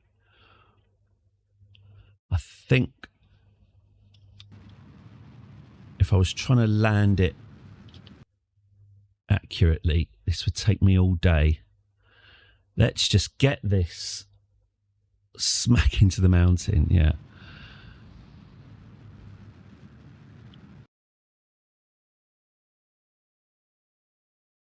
Well, we're in the atmosphere.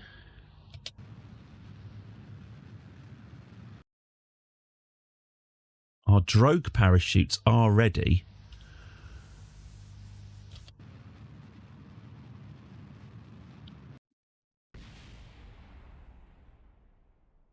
Wow, we are coming down quite quickly now, aren't we? Okay.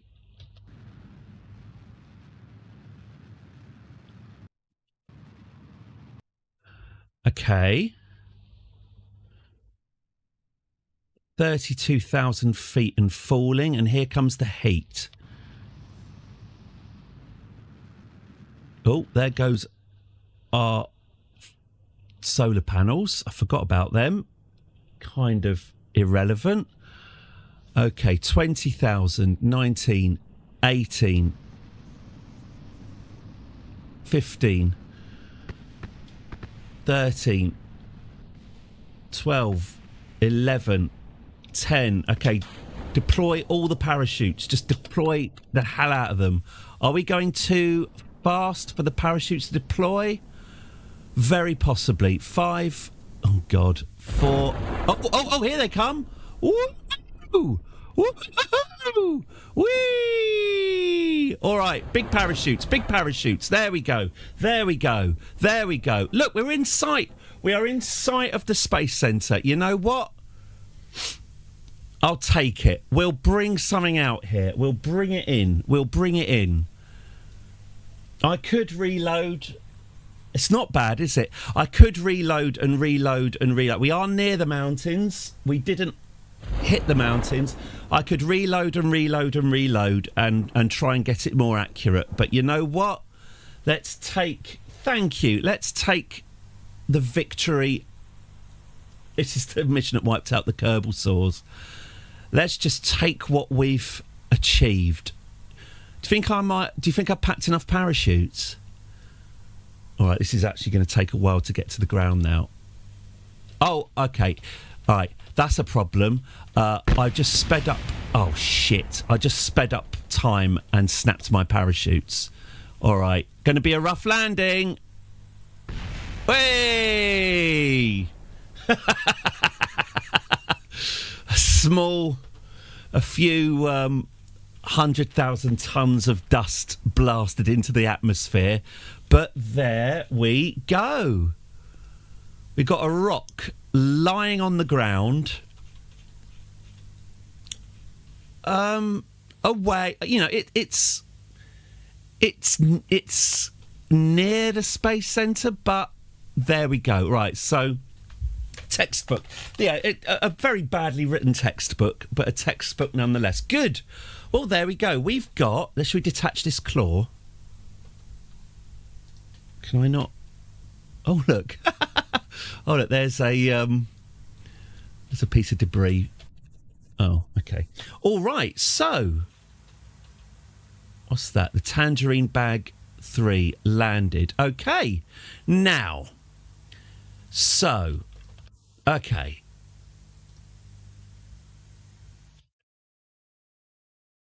Let's go back to the Space Centre. Like I say, I could reload and try again, but sod it. Let's roll with the punches. It's on the same continent, and that's good enough. Now, what I would like to know is, so I'm going to have to roll this clearly. Down is down. That's fine. Now we do have something that might be able to help here. Let's go to the Crashing 7 prototype. So this is a Kerbin-based replica of our moon base. And we have, as part of this replica of our moon base, we have a replica of Bill's disastrous, overpowered rover. Far too big and powerful for any practical use on the moon. But I've had a thought about that. I've had a thought about a possible use for this. Here we are. Here's our model of our moon base. So this is a duplicate of what Bill's got on the moon. And here we have a rover. Now, what I don't actually know, let's disconnect this rover. I don't know. Put a claw on it. I don't know about the claw, you know, because the claw will dig in. Whereas if I just sort of roll it. Anyway, what I want to see is, how long is it going to take me to drive there? Just push and roll, yeah. How long is it going to take me to drive there? Also, what's going on with this? Oh, there we go. Great. Okay, so here we are. Right, so where is it? It's over here. 33 kilometres away. It doesn't seem insurmountable, does it? So let's deploy the Bill rover. Oh, Bill. Let's deploy the Bill rover and see. Let's go for a drive.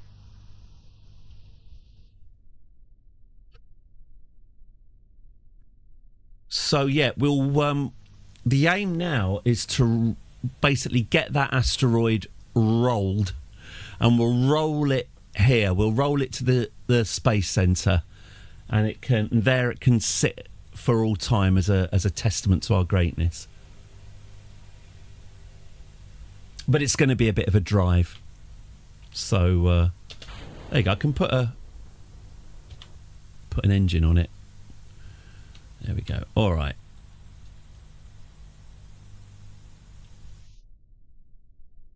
Now, can I make this go any faster somehow?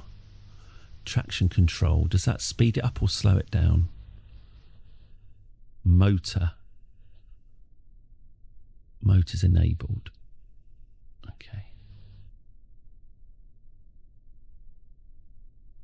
I'll take friction control.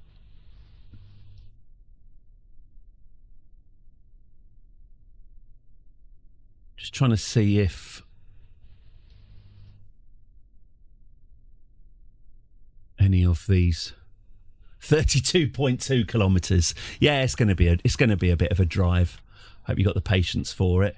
Mind you, hey, look, we've made quite good progress already. Of course, there's absolutely no guarantee that when we get there, this is going to be able to do that much good. But well, let's find out.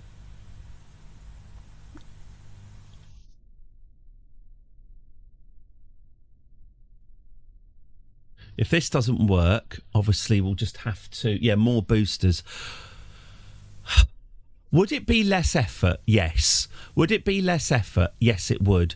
For me to just get this, attach it to a rocket and just deliver it there. Yes, it absolutely would. This drive is tedious. Flight Sim 24, 29 minutes at this speed. Right. Sod that. Oh, hey, those are good brakes. Right, sod that. Let's get back to the space centre. Let's just build another rover. I think... Shall I stick a claw on it just in case? Maybe a claw at the back? Dunno. Or maybe just push it. Anyway, right. Let's get this delivered there quicker. Booty claw. Booty claw.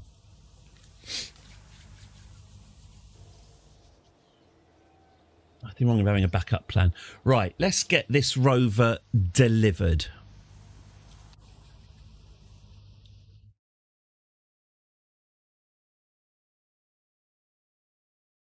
And then we'll get this rock rolling. The rollback's going to be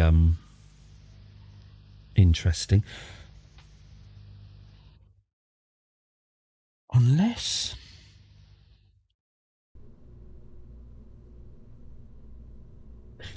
I got a helicopter thing. Could I get like a sky crane? That's going to be so hard, isn't it? To bring it back via sky crane.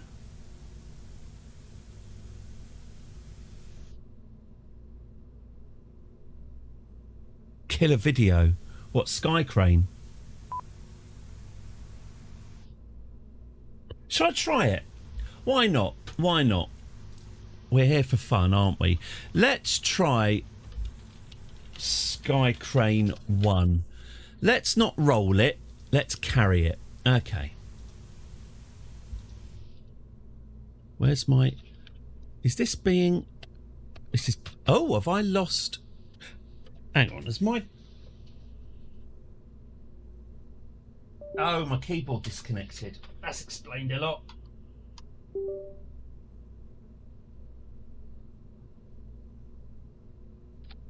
Good. Right. Okay. That explains that.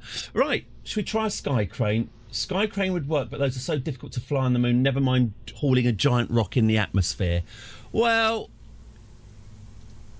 we do these things not because they are easy, but because they are hard.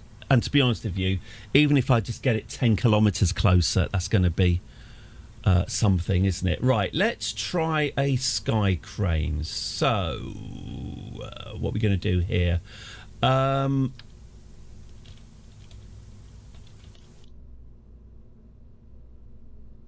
You, sir, I know John F. Kennedy. Okay. So I guess if we do that and that and that, okay. And then if I get the claw, where's the claw? Is it payload, is it? No, is it coupling? It's coupling. Advanced grabbing unit. Okay. This is going to be very interesting. Okay, so we have the claw. Now, okay.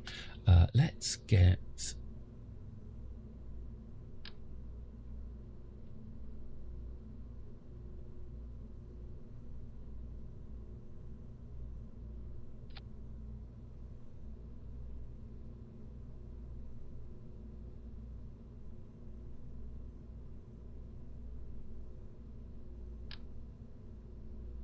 Hang on, let's not go quite that nuts. We need something that's really gimbaled, don't we? Something that's really steerable.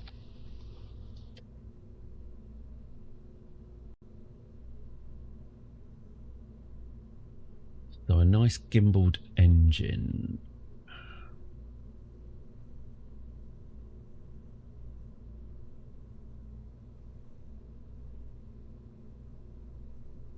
Does this have a gimbal?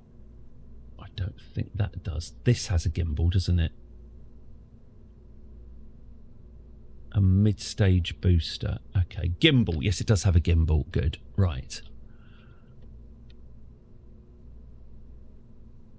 Okay. So if I get this, dump that, dump that, dump that.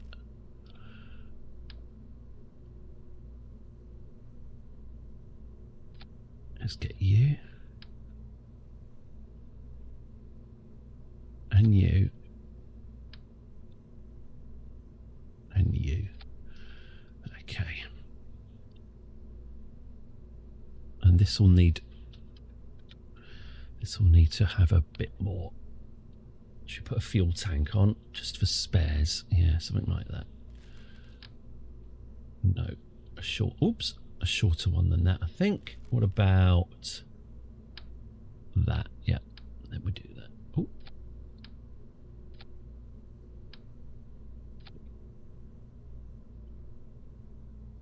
Okay. Don't know if that's going to be good enough, but okay. All right.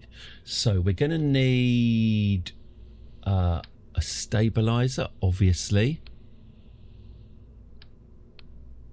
Jousting game, obviously. A medieval game, obviously. RCS isn't going to be any use to us at all, really, is it? Oh, maybe it is. I'll bring some RCS, but I'm sceptical about it. Okay, and let's get the RCS controls on. Actually, just do that.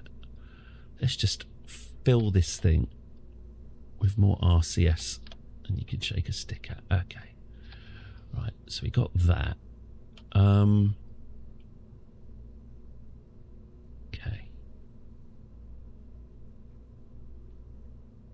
Communications. Have you. Okay. And that's a burn of 1 minute 29 seconds. Okay.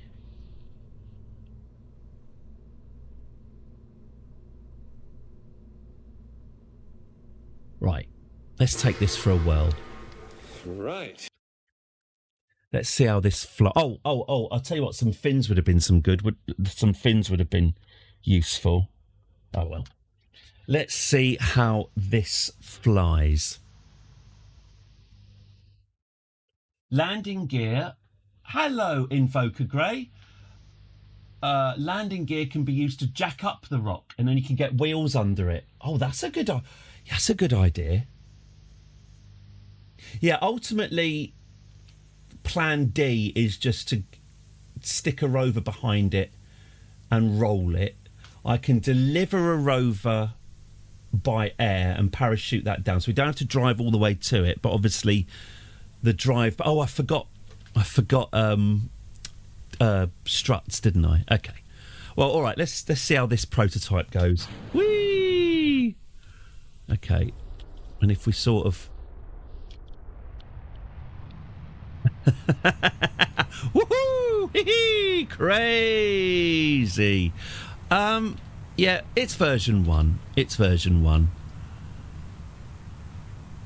That does need some strutting, I'll admit.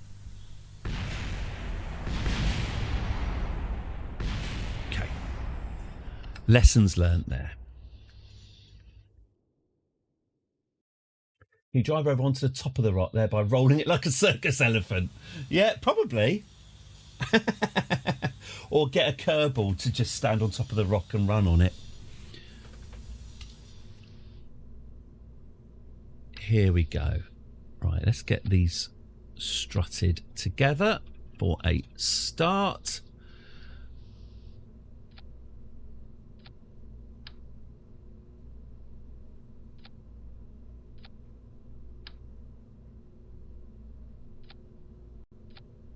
Then get them strutted to each other.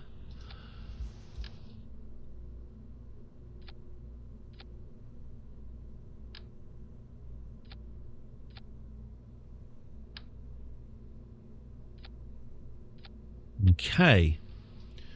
Right, that should be a bit better. Now, let's fit this. Oh, yeah, let's do this then. So let's get it, flip it over, and we'll just add. Let's just get it up in the sky.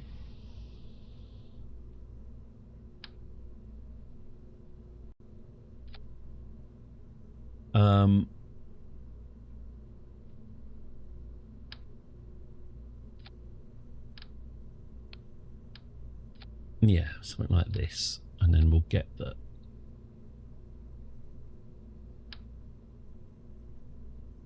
Let's say that. Okay.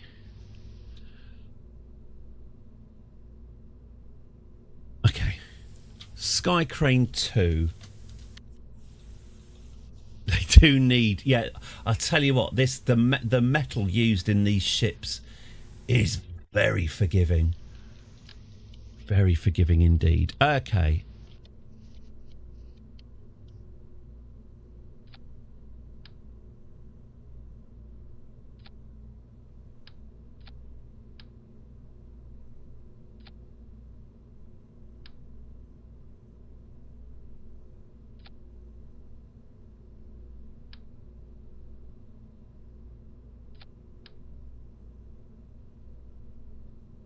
Okay, Sky Crane 2.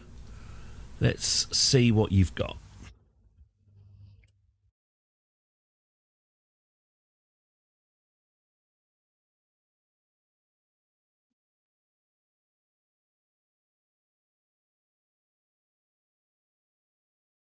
Oh, parachutes. I should stick some parachutes on it. That will make it easier to control coming back down. Okay.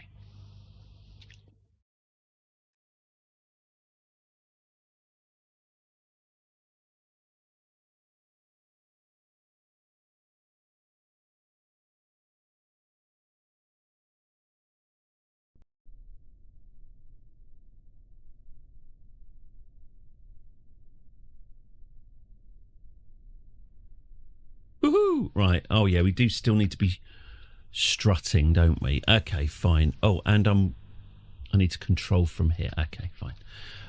Let's go. Oh, that's not... Oh, actually, you know what? Ooh! Oh, it's like a big wobbly willy. Excellent. Which is exactly what I was going for. Yeah.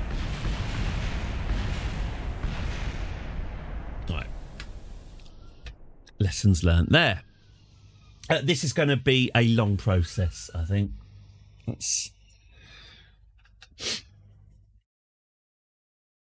Let's try and do better. Right, let's take off Big Wobbly Willy. Like I say, I don't say that as a bad thing. We've got a lot of Wobbly Willy constructions. Okay. There we go. That's a bit better, isn't it? Which big rock? I've landed an asteroid 30 kilometres from the space centre, which is both impressive and slightly annoying. Sky Crane 3. It's slightly too far away to drive, so I'm going to see if we can fly it back to the KSC. But yes, there is currently a Class C asteroid sitting on the ground 33 kilometres away that we need to bring home. I really don't have a huge amount of faith in the Sky Crane idea, but it is content.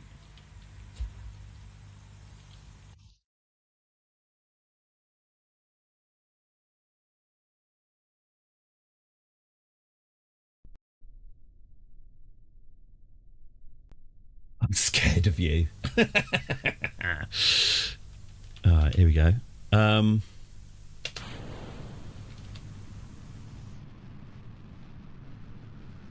Where is it again? I can't remember which bloody... Oh, it's towards the mountains, isn't it? Okay.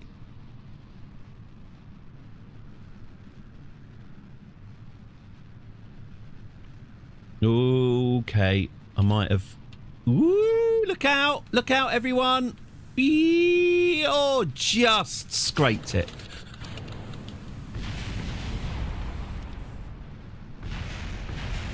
Okay, yeah. I think our fault would be better off. Let's get some parachutes on it so I can chuck it. Let's get some parachutes on so I can chuck it in the right direction and then parachute it back down. Okay. Build a car that drives the Sky Crane to the asteroid.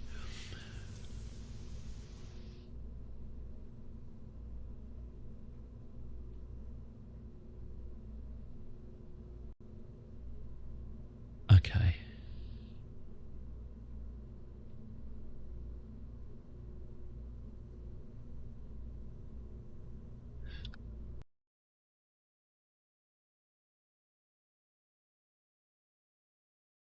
Why don't I fly straight up and then give it a little... Yeah, I think altitude is best, because if I fly it straight up with just a little hint of westward,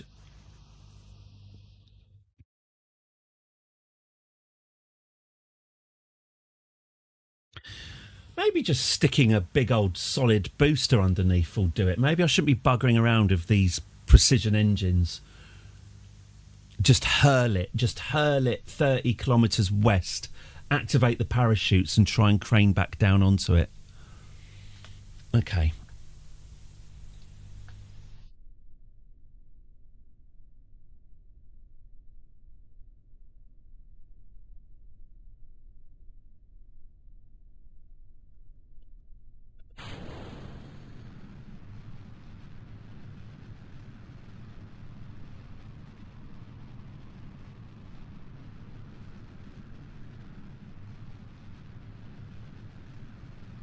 My controls are inverted at the moment. Fuck, it's quite... I'm having to unlearn all that I have learnt. Okay. Oh, inverted controls. And that's out. All right. Fine, sod you.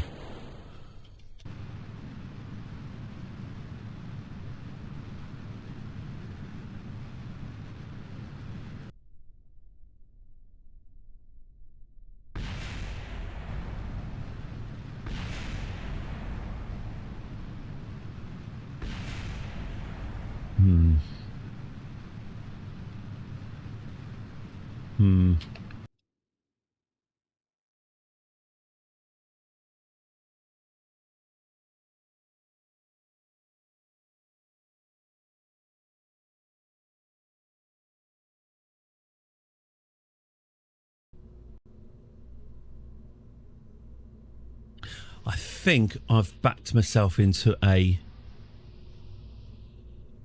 I think I've done this all wrong. I think I'm thinking about this arse about face. I think I need to start this thing just the right way up in the first bloody place.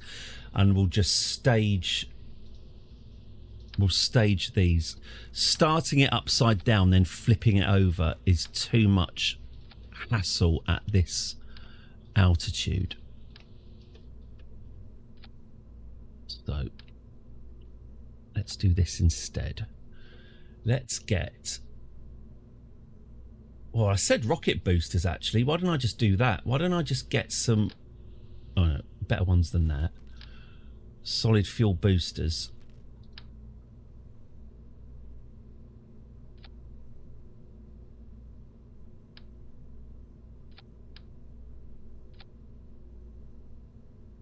Just give it... Just chuck it. Yeah. Okay. Okay. In which field of science do I base this design? Heavy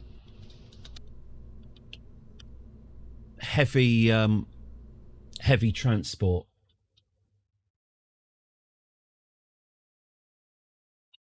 Could build a winged craft, couldn't I? God, could I get the space plane? I wonder, you know what? Space Ben.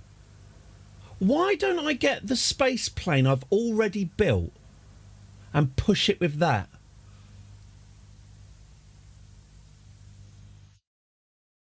Because the space plane's got plenty of power and it's fairly manoeuvrable. I could fly the space plane 30 kilometres west and then give it a shove.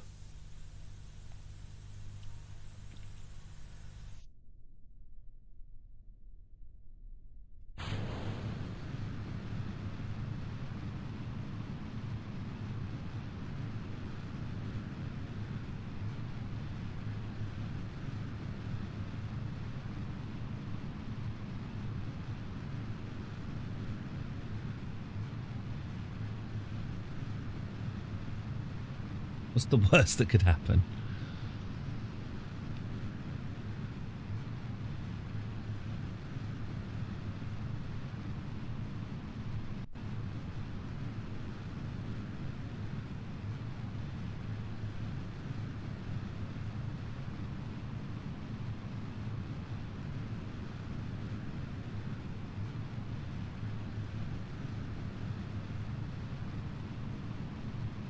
Hmm.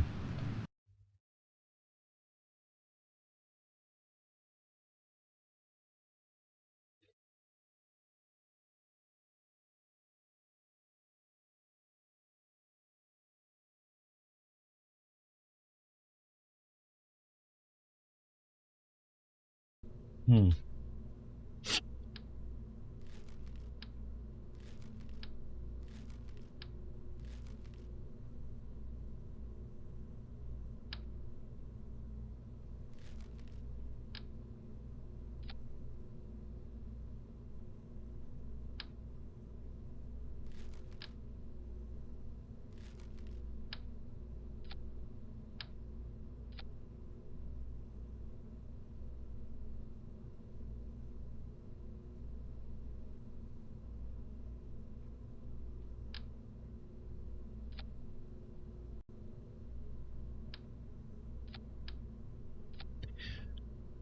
I think space plane air, drop the sky crane on the target. It's all very ambitious. Let's get wings on this.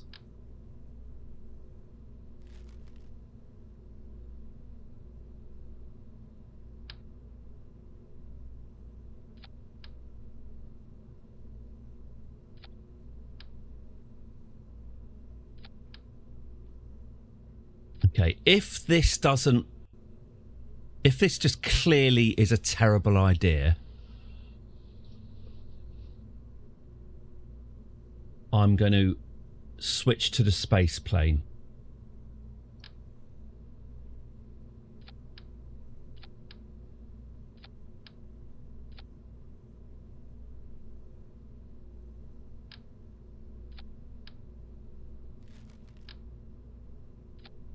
I mean, obviously, I think it probably is a terrible idea, but let's go.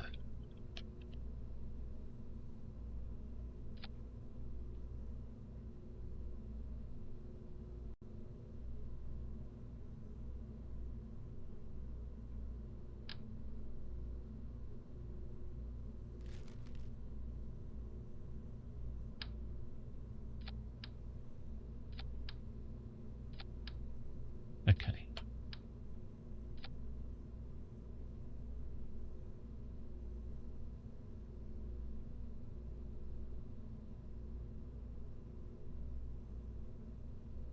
Interesting. That does not have enough power to lift off then, so we're going to have to go multiple on this. Oh yeah, that's it.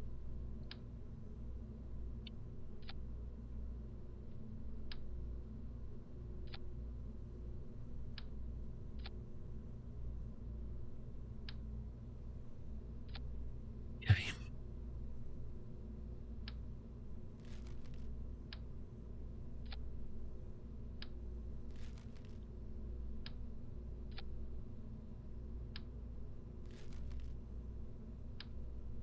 Okay.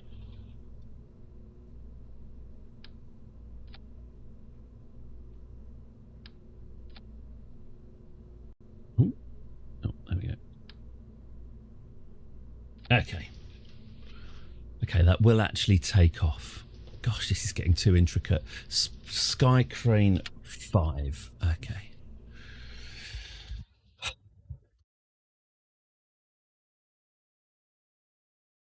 Okay.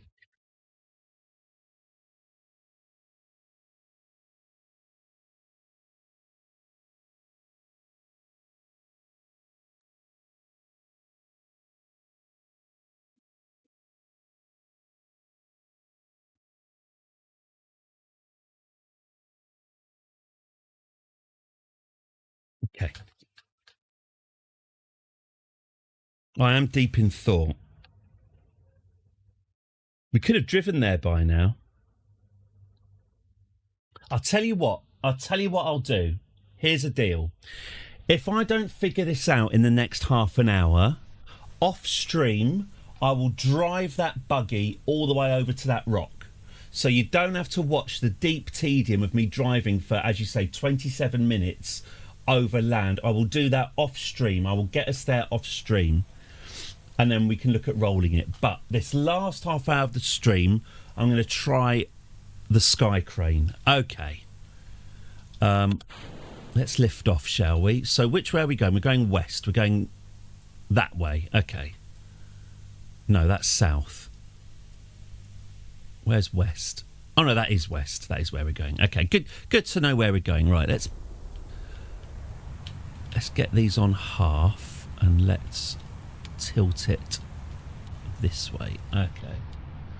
The road trip live on air. Okay, so up we go.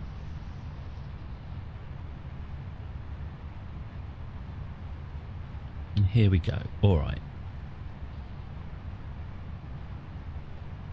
So if I can at all get us to fly something like that, let's have a look at what our trajectory is.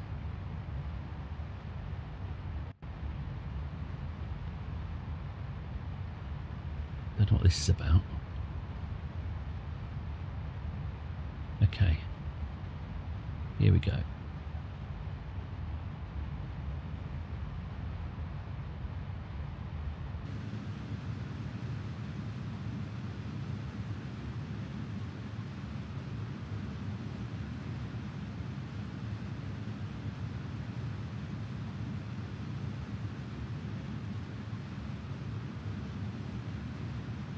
Hey, There's our distance. Now, if we aim... Here we are. So here's our rock. SAS disengaged. Why is SAS disengaged? Oh, bloody electric charge. Not now, electricity. Not now. Yes, I forgot to put batteries on. Okay, now let's go retrograde.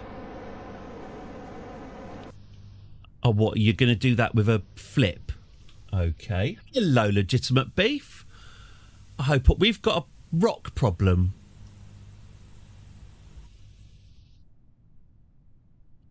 I've got a rock down here that I need to move. Right. Right. Okay.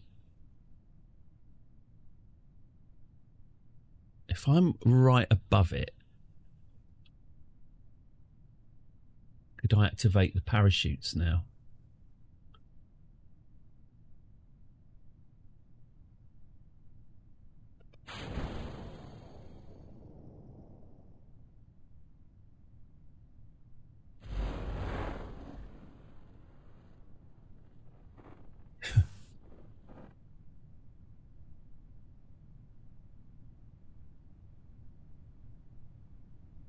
Oh, I've overshot it.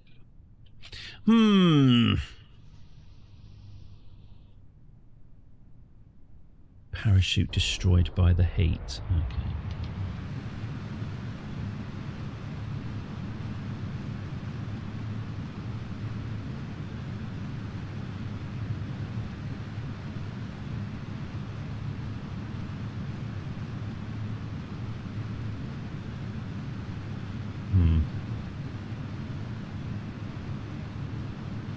Yeah.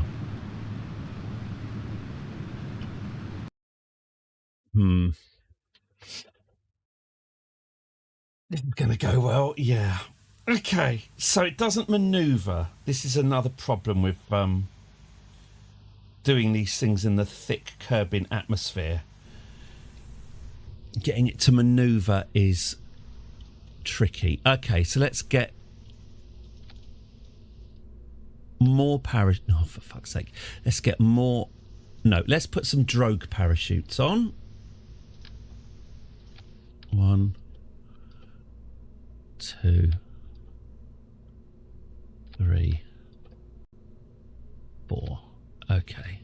And let's stage these parachutes. Yeah, thusly. Okay. Right, let's try it again. Would jet engines work for this? Would give you more flying time? Well, so this is the thing, Leaf. I'm just wondering... I have a plane. I have a nice functional space plane. Maybe I should... you know what? Let's... I'm going to give this one last go now, and then I think I'll switch to the space plane. We'll get it to take off, circle round, land, and then drive it over to the rock, and then we'll see what pushing can do. I think this sky crane thing, as has been pointed out, sky cranes are hard enough to control when they're on the moon, never mind on Kerbin. I might just be biting off far more than I can chew here. Let's have a look.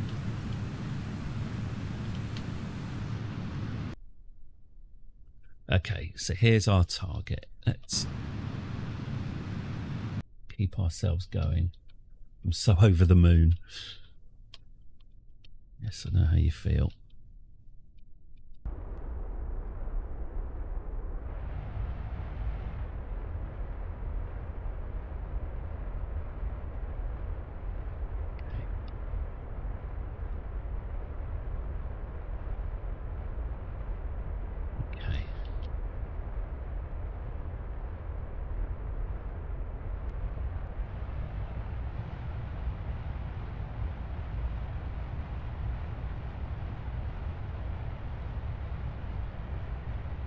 Well, it's moving sideways, but but it's now stuck sideways. We're getting closer,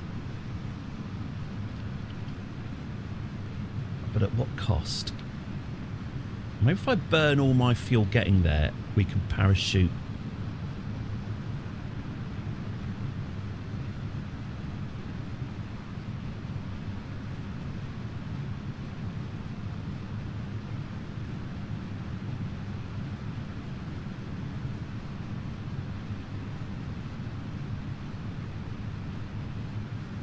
Well, we're 17 kilometres away. So it's slightly more successful than I was anticipating. But the control issues are a problem. Right, let's cut the engines.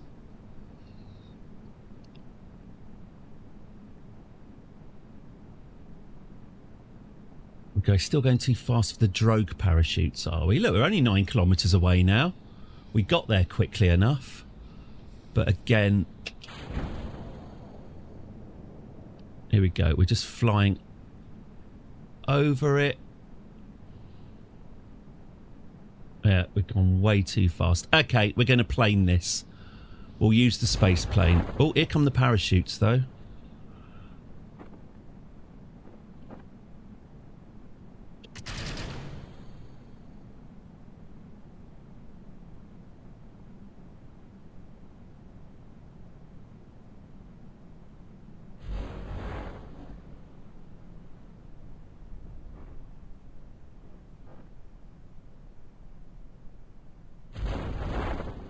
A Merv. Oh. Oh, oh, oh, oh, oh, oh, oh. Great. It's landed upside down.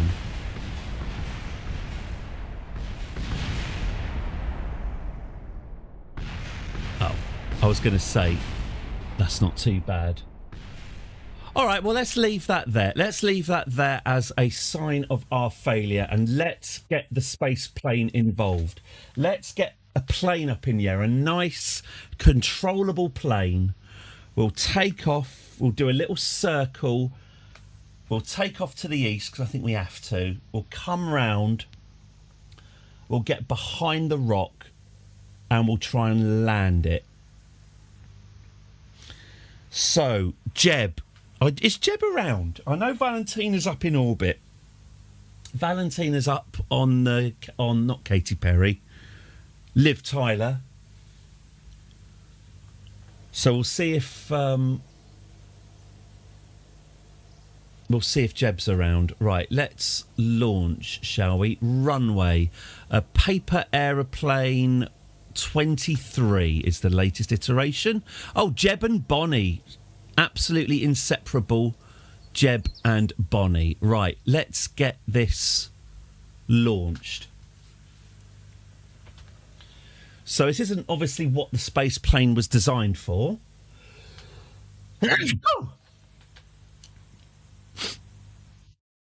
But let's see if it's got the oomph to push a 40-ton rock.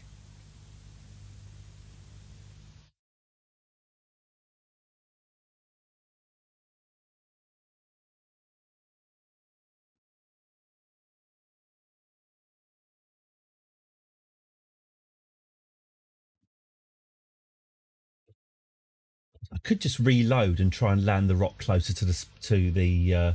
Yes, legitimate beef. We've landed the asteroid. Sadly, I've landed it 30 kilometres away from the space centre, which looks like a close thing from space, but in fact is surprisingly far away when you're talking about the ground. Right, let's get this plane up in the air. Oh yeah, taking this off is a saga in and of itself, isn't it? Right, let's get this plane up in the air and let's go and see the asteroid.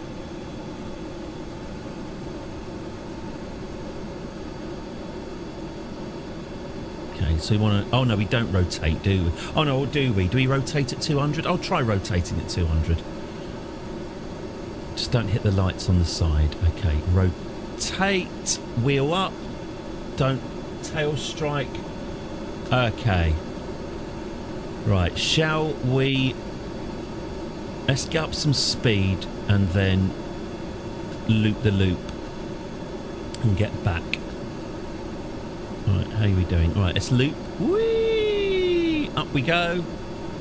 Up we go. Whee! Up and over.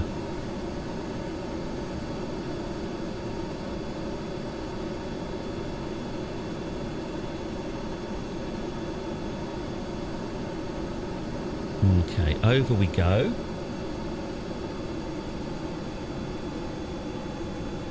Okay, let's flip it. There we go. Right. Let's head to the rock.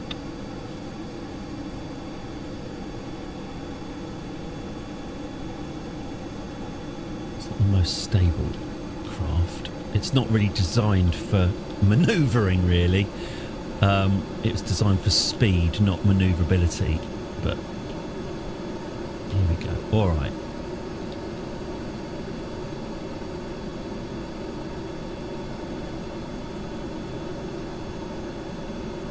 There it is, 37 kilometres away. Come on.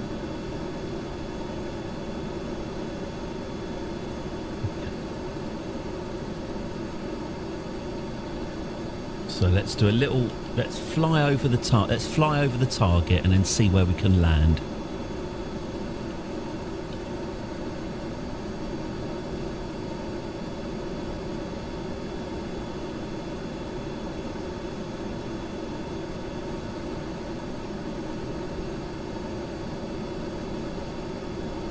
Funnily enough. Oh, yes, it's a cool plane. This. Thank you very much, Miron. Yeah, this can actually get into space and back again. It can get into orbit and back, so it is overkill for what I'm using it for. But maybe it's easier. Okay, so 22 kilometres away. We've just got to zhuzh it over all of this. Okay.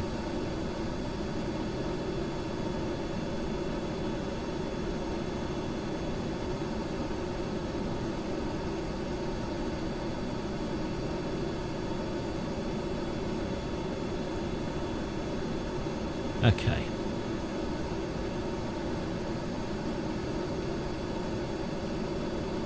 Right, should we cut the speed then?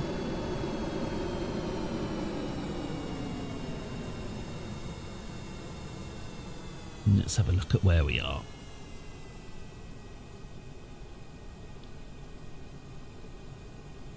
Should we just try and land it and then we can steer it, can't we?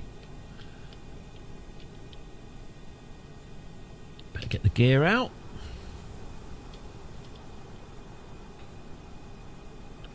Get a bit of thrust. I forgot to bring the bulldozer attachment. I'm just hoping to nudge it with the nose of the plane. Don't know how plausible that is. Right, here we go.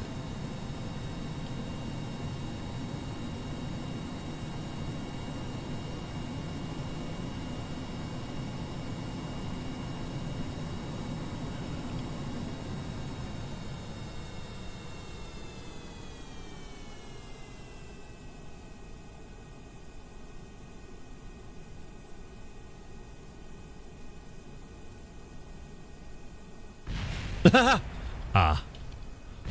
Oh yeah, parachutes. It's all right. We've lost a couple of engines, but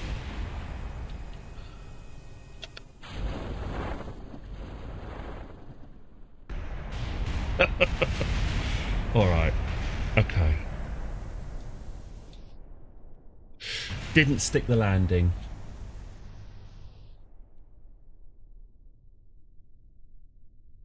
Why don't I make a new plane? Why don't I make a new plane? Let's get a nice manoeuvrable plane that doesn't have a load of unnecessary space engines, that just needs to fly 30 kilometres to the west. Make a massive rocket-powered golf club. I mean, another thing I could do. No. God, how to move a 40-ton rock 30 kilometres? It's a head scratcher, isn't it? Oh, by the way, well done, Jeb, for just completely trashing a very expensive space plane. Thanks a lot for that. I mean, I'm glad you and Bonnie are safe, but...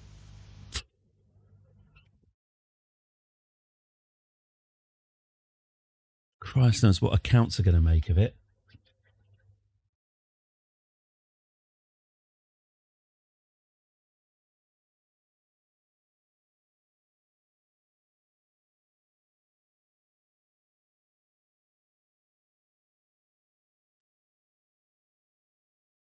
Right, so let's make a new plane.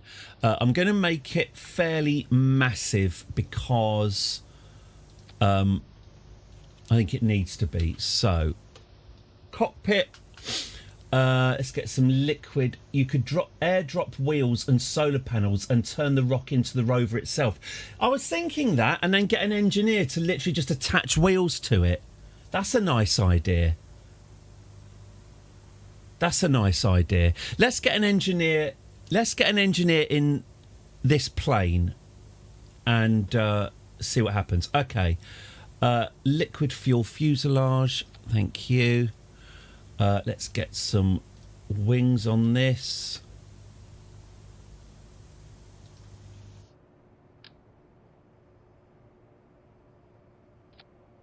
Okay.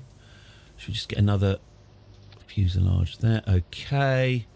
Let's get engines. Let's go.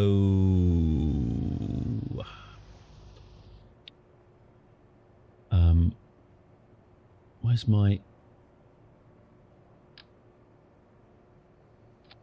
Yep. Great. Let's get a nice...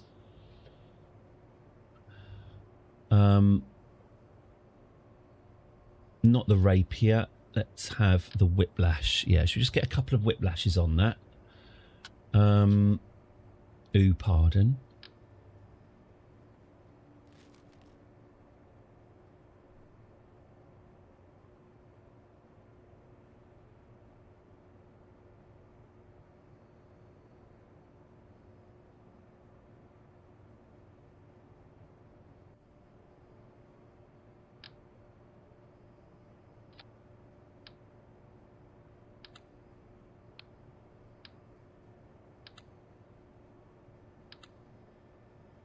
Yeah, I do like the idea of turning it into a rover. That's nice. Why is this being a dick?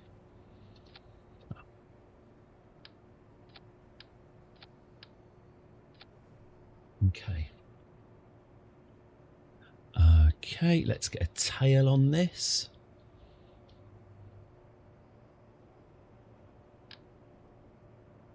Try and put it the right way round. That would help.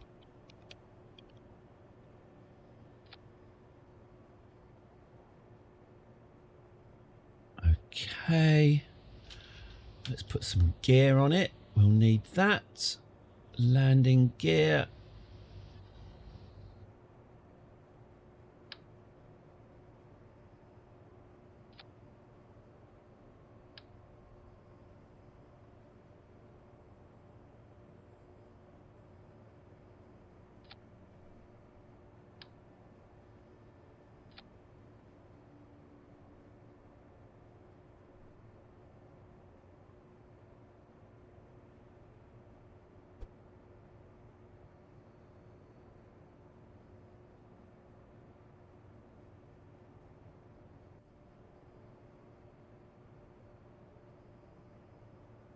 Do I not have bigger gear than this? God, I bloody don't. I haven't researched better gear. Well, that's going to be interesting to take off, isn't it? Oh, God. Oh, God. Do I need to add weird struts to it? I probably do, don't I? Ugh. Okay, let's try that.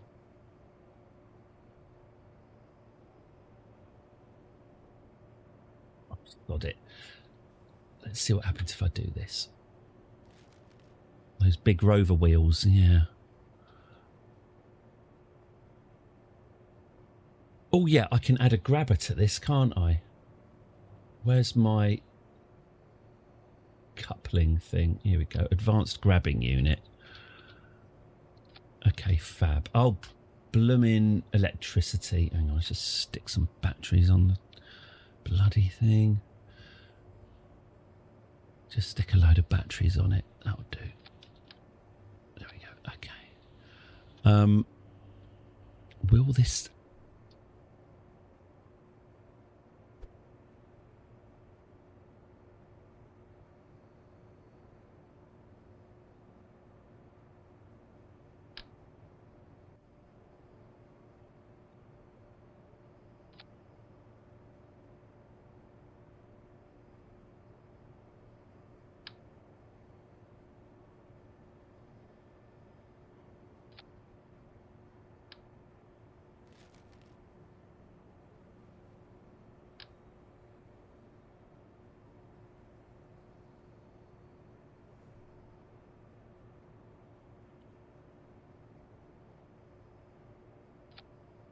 Hey!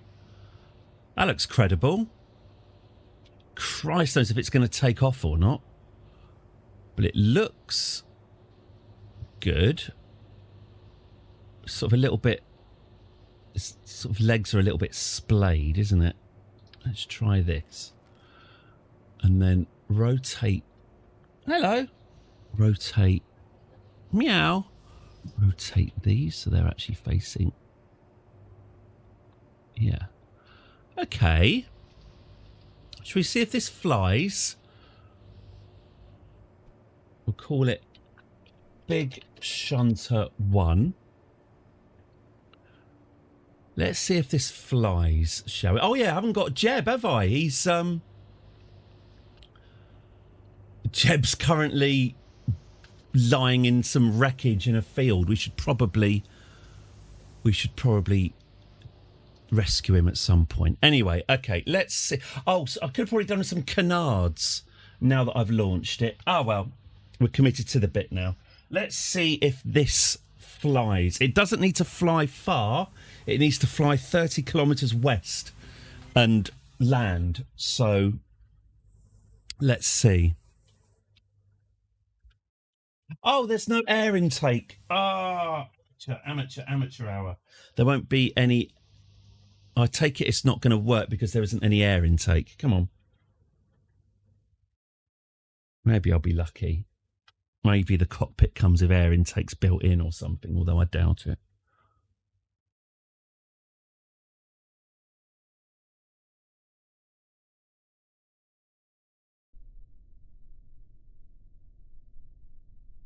I'm more and more liking the idea of attaching wheels to the asteroid, you know.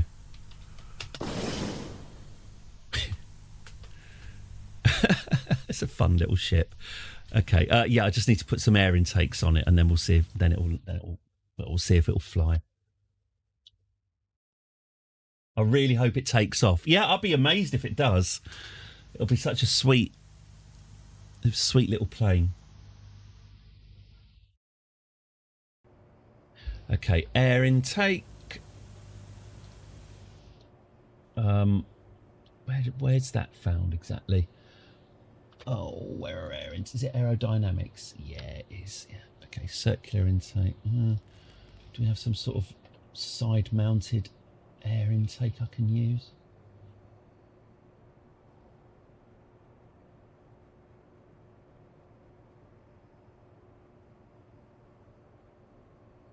Yeah.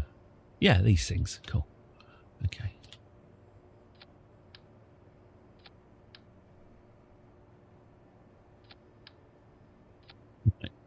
Good. Air intakes. Let's launch.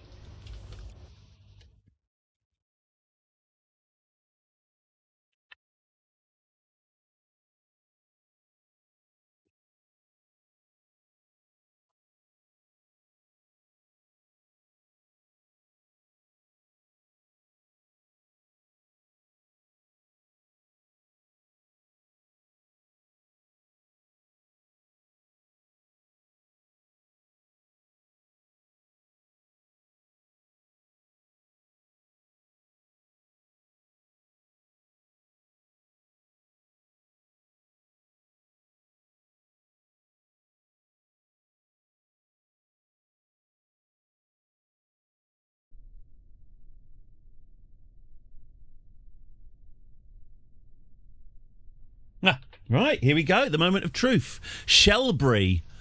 Oh, I haven't attached any parachutes. It's going to be dangerous. Shelbury, bad news. There are no parachutes, but I'm sure, you know, you'll work it out. You'll work it out for yourself. Let's get this in the air. I'm excited.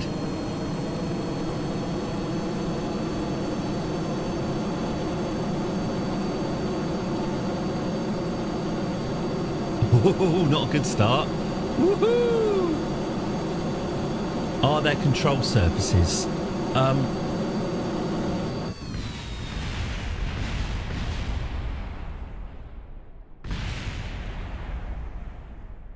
No. I might have forgotten to put them on. Right, okay, well, you know. Canards, ailerons, canards, ailerons, and parachutes.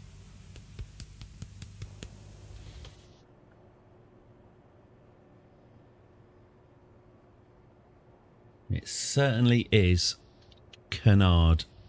Okay. All right. Aileron surfaces. Da-da-da-dee-dee-diddly-doo. Where are you? Where are you? Where are you? Where are you? Let's be having you. Come on. Right, here we are. Let's put these on. That'll do, won't it?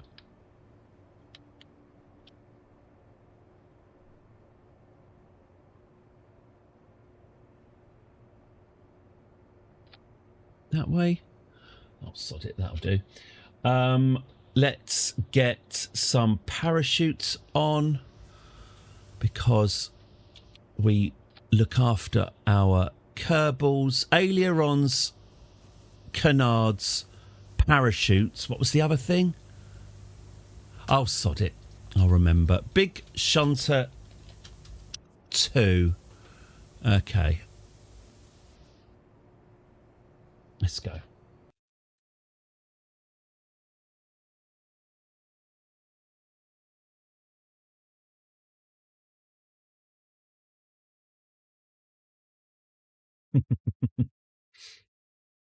Oh, excellent. Thank you very much for clipping that. It's been a long time since someone clipped something. Yeah, do clip things. I'm incapable of knowing when I'm being funny or not, so it really is up to other people to decide. Right, I've got a good feeling about this one. He lied.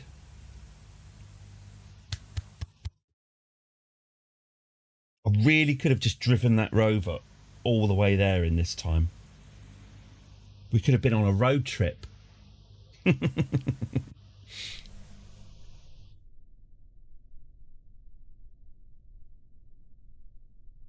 Okay, Shelbury.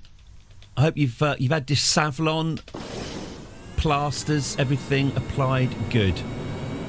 Get back in that dangerous cockpit. Okay, here we go. Let's try and keep it on the centre line. Ooh. Woo-hoo. Okay.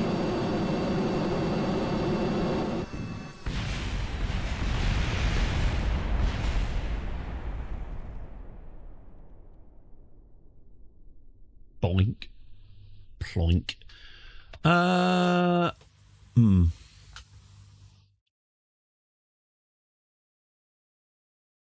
I'm thinking.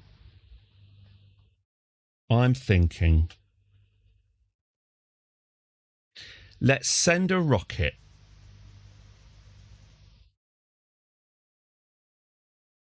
Let's send a rocket tomorrow. Let's send a rocket. A nice, precise, controllable rocket filled with wheels and batteries. And let's put an engineer in it and let's turn the asteroid into a rover.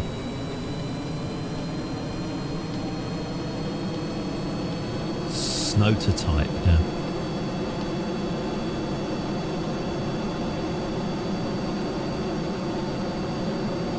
really does not want to drive in a straight line. And those wings really do come off easily, don't they? I tell you what, Shelbury is... Woohoo! Hee-hee! There we go. Oof. Yeah, another mixed bag there. Okay, well, we have a puzzle then, don't we? We have a puzzle indeed. We've got here we go. Let's just see. Shelby, yeah, I mean, he's lost count of how many bones have been broken, but he's back for more. Okay.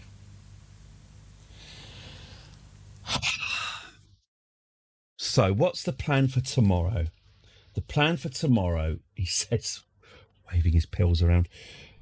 The plan for tomorrow is, let's have a look at it. Let's just have a good old look and try and work out what's best. Here it is. Here's the rock. We do still have this bit attached, annoyingly. I don't know if that's going to be a pain in the arse or what. If we got... You're right. If we put some wheels here and some wheels here,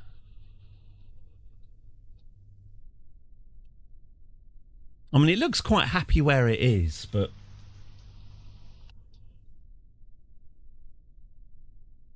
what's that? Oh, that's Jeb and Bonnie, 8 kilometres away, still trapped in their burning wreckage. When no one's come to rescue them. So, yeah, 32 kilometres away. I think what I'm going to do, off stream, I think I'm going to drive that rover. I'm going to drive the rover over here and see how this bugger rolls. Because it's going to take so long to get there. I don't want to waste all of your time. I'll bring the rover over. I'll give it a shove. If it looks like this rock is rolling, then we have a plan C. We have at least our way of getting it back to the centre. If the rock doesn't move when I try and shove it with the rover, which is possible because we do have to Sisyphean task. We do have to push it up this hill, roll it through the trees. So I'll do that. I'll get a rover here. I'll give it a shove. See if it rolls. If it rolls, it rolls. Great, we have options. If it doesn't roll, then we will have to look at other methods. But one way or another. Oh, is that the paper aeroplane? Oh, is that... Oh, no, that's... Oh, no, that's the wreckage of the sky crane. That... Oh, right, so Jeb and... There they are. Oh, right, they're quite close then. Can you actually get out of the wreckage, by the way? No, all hatches are obstructed. Will it roll? Will it roll? Good for a channel bet. Hang on, let's just try and... Sorry, Jeb and Bonnie are just desperately trying to get out of the wreckage of this cockpit. Hang on. That's it. You just try your best to... That's it. Come on. Don't suppose he can EVA now. No. Like a turtle on its back. Oh. No. Come on. You can make it. Come on. Ooh. Yeah. Yeah. No. Come on. Yeah. If we can... I mean, I can even...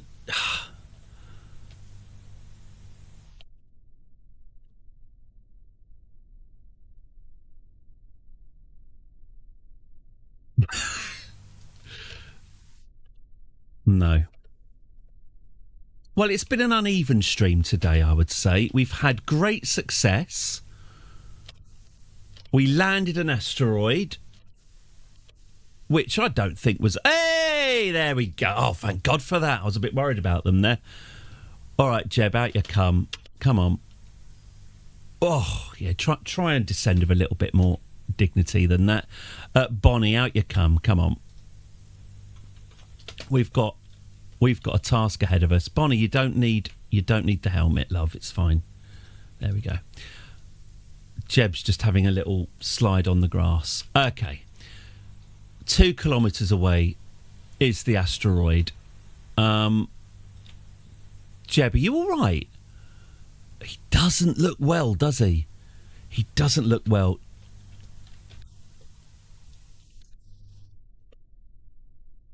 There you go. Hands, face, space. Right. Well, we've got these two here. We've got them 2 kilometres away from the rock. I've got a buggy. I've got a moon buggy here. So here's our space centre.